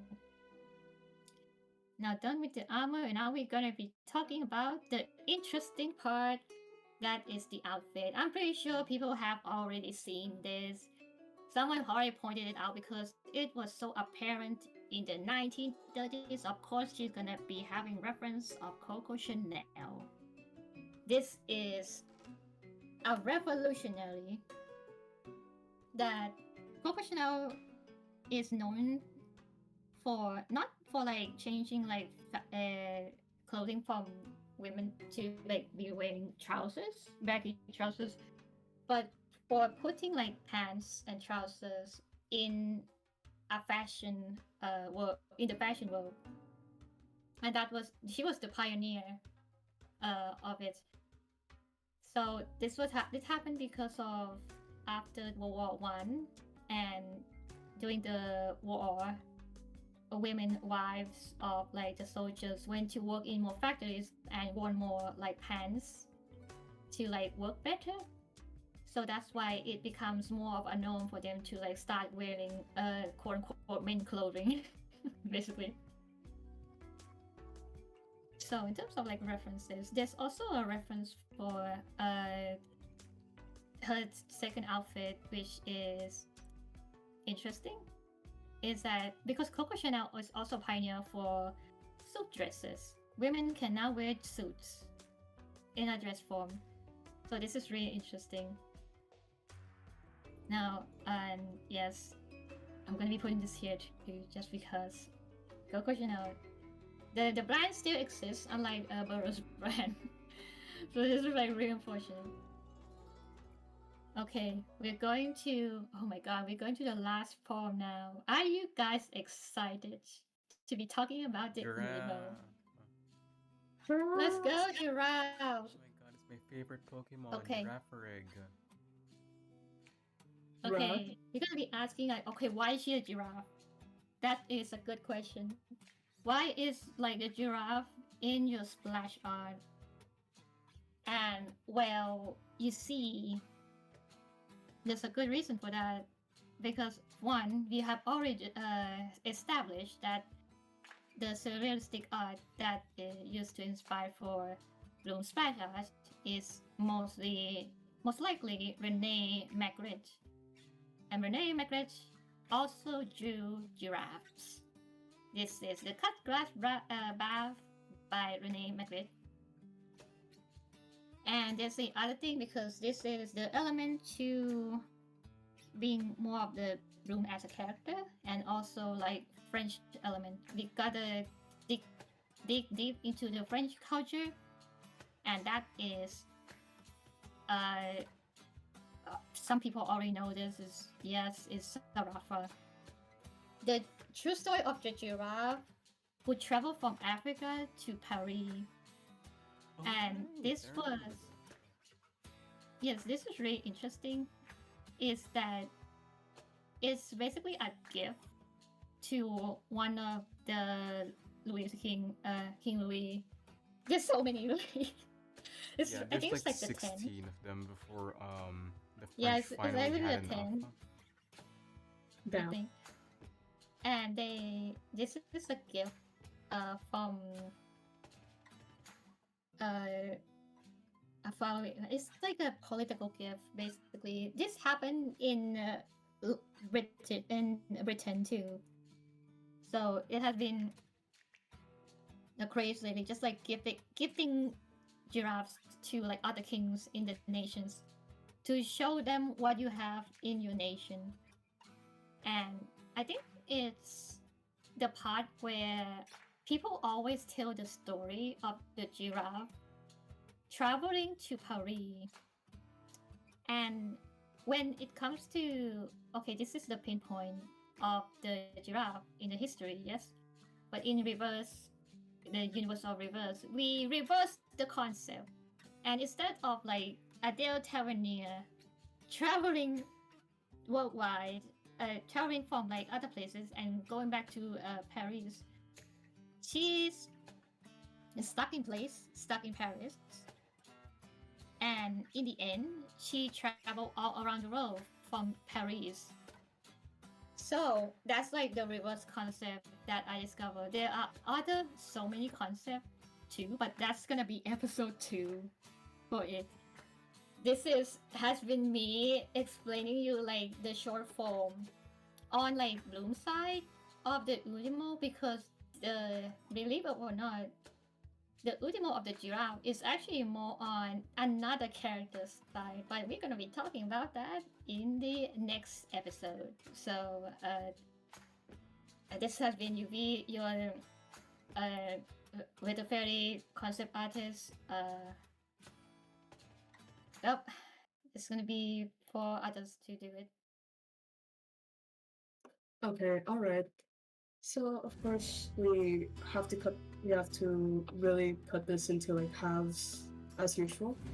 So now, yeah, we're still in France. We're still stuck in France, but at least We're we going learned to a be lot, stuck in right? France for a while. I feel like the more I stay in France, the more I lose myself.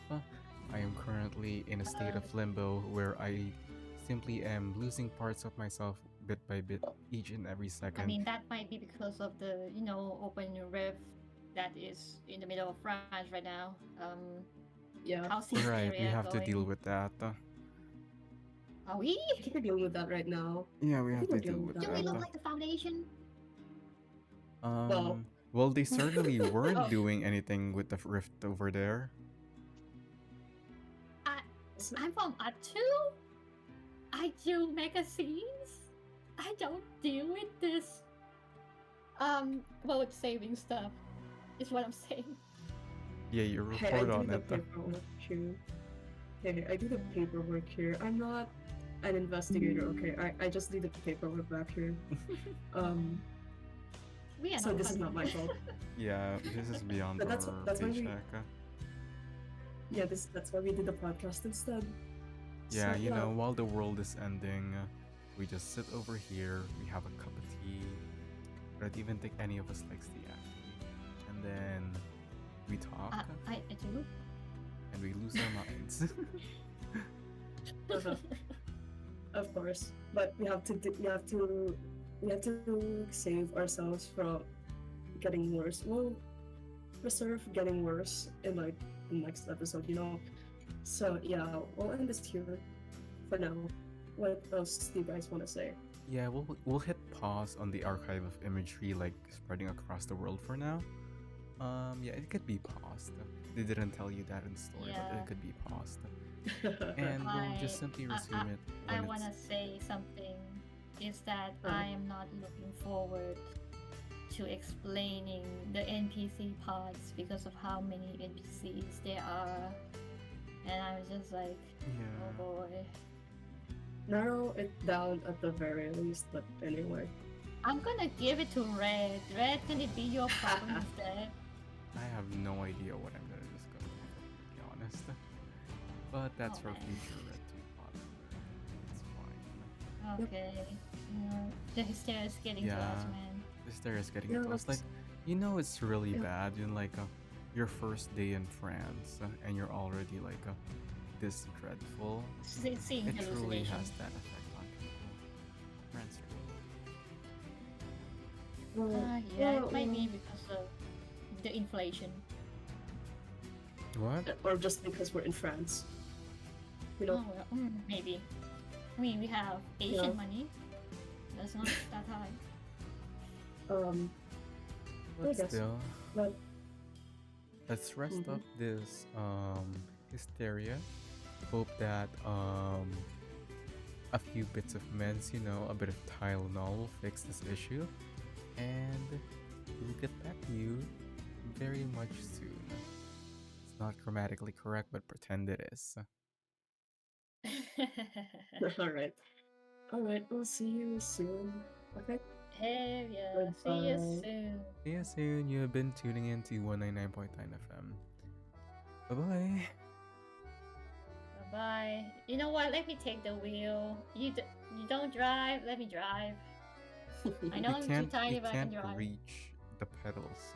I can. Excuse you. You have never seen a baby with a drive before? Goddamn. Yeah, I'm not human? Question mark? I can drive. Come on. Do you have a driver license? Sure. Sure. What does that mean? Do you have or not? Let's just project. Let's just project whatever words and send it chapter said. Yeah, I'm a proponent of safe driving. Yeah, let's do it. Let's go. Okay. Mm.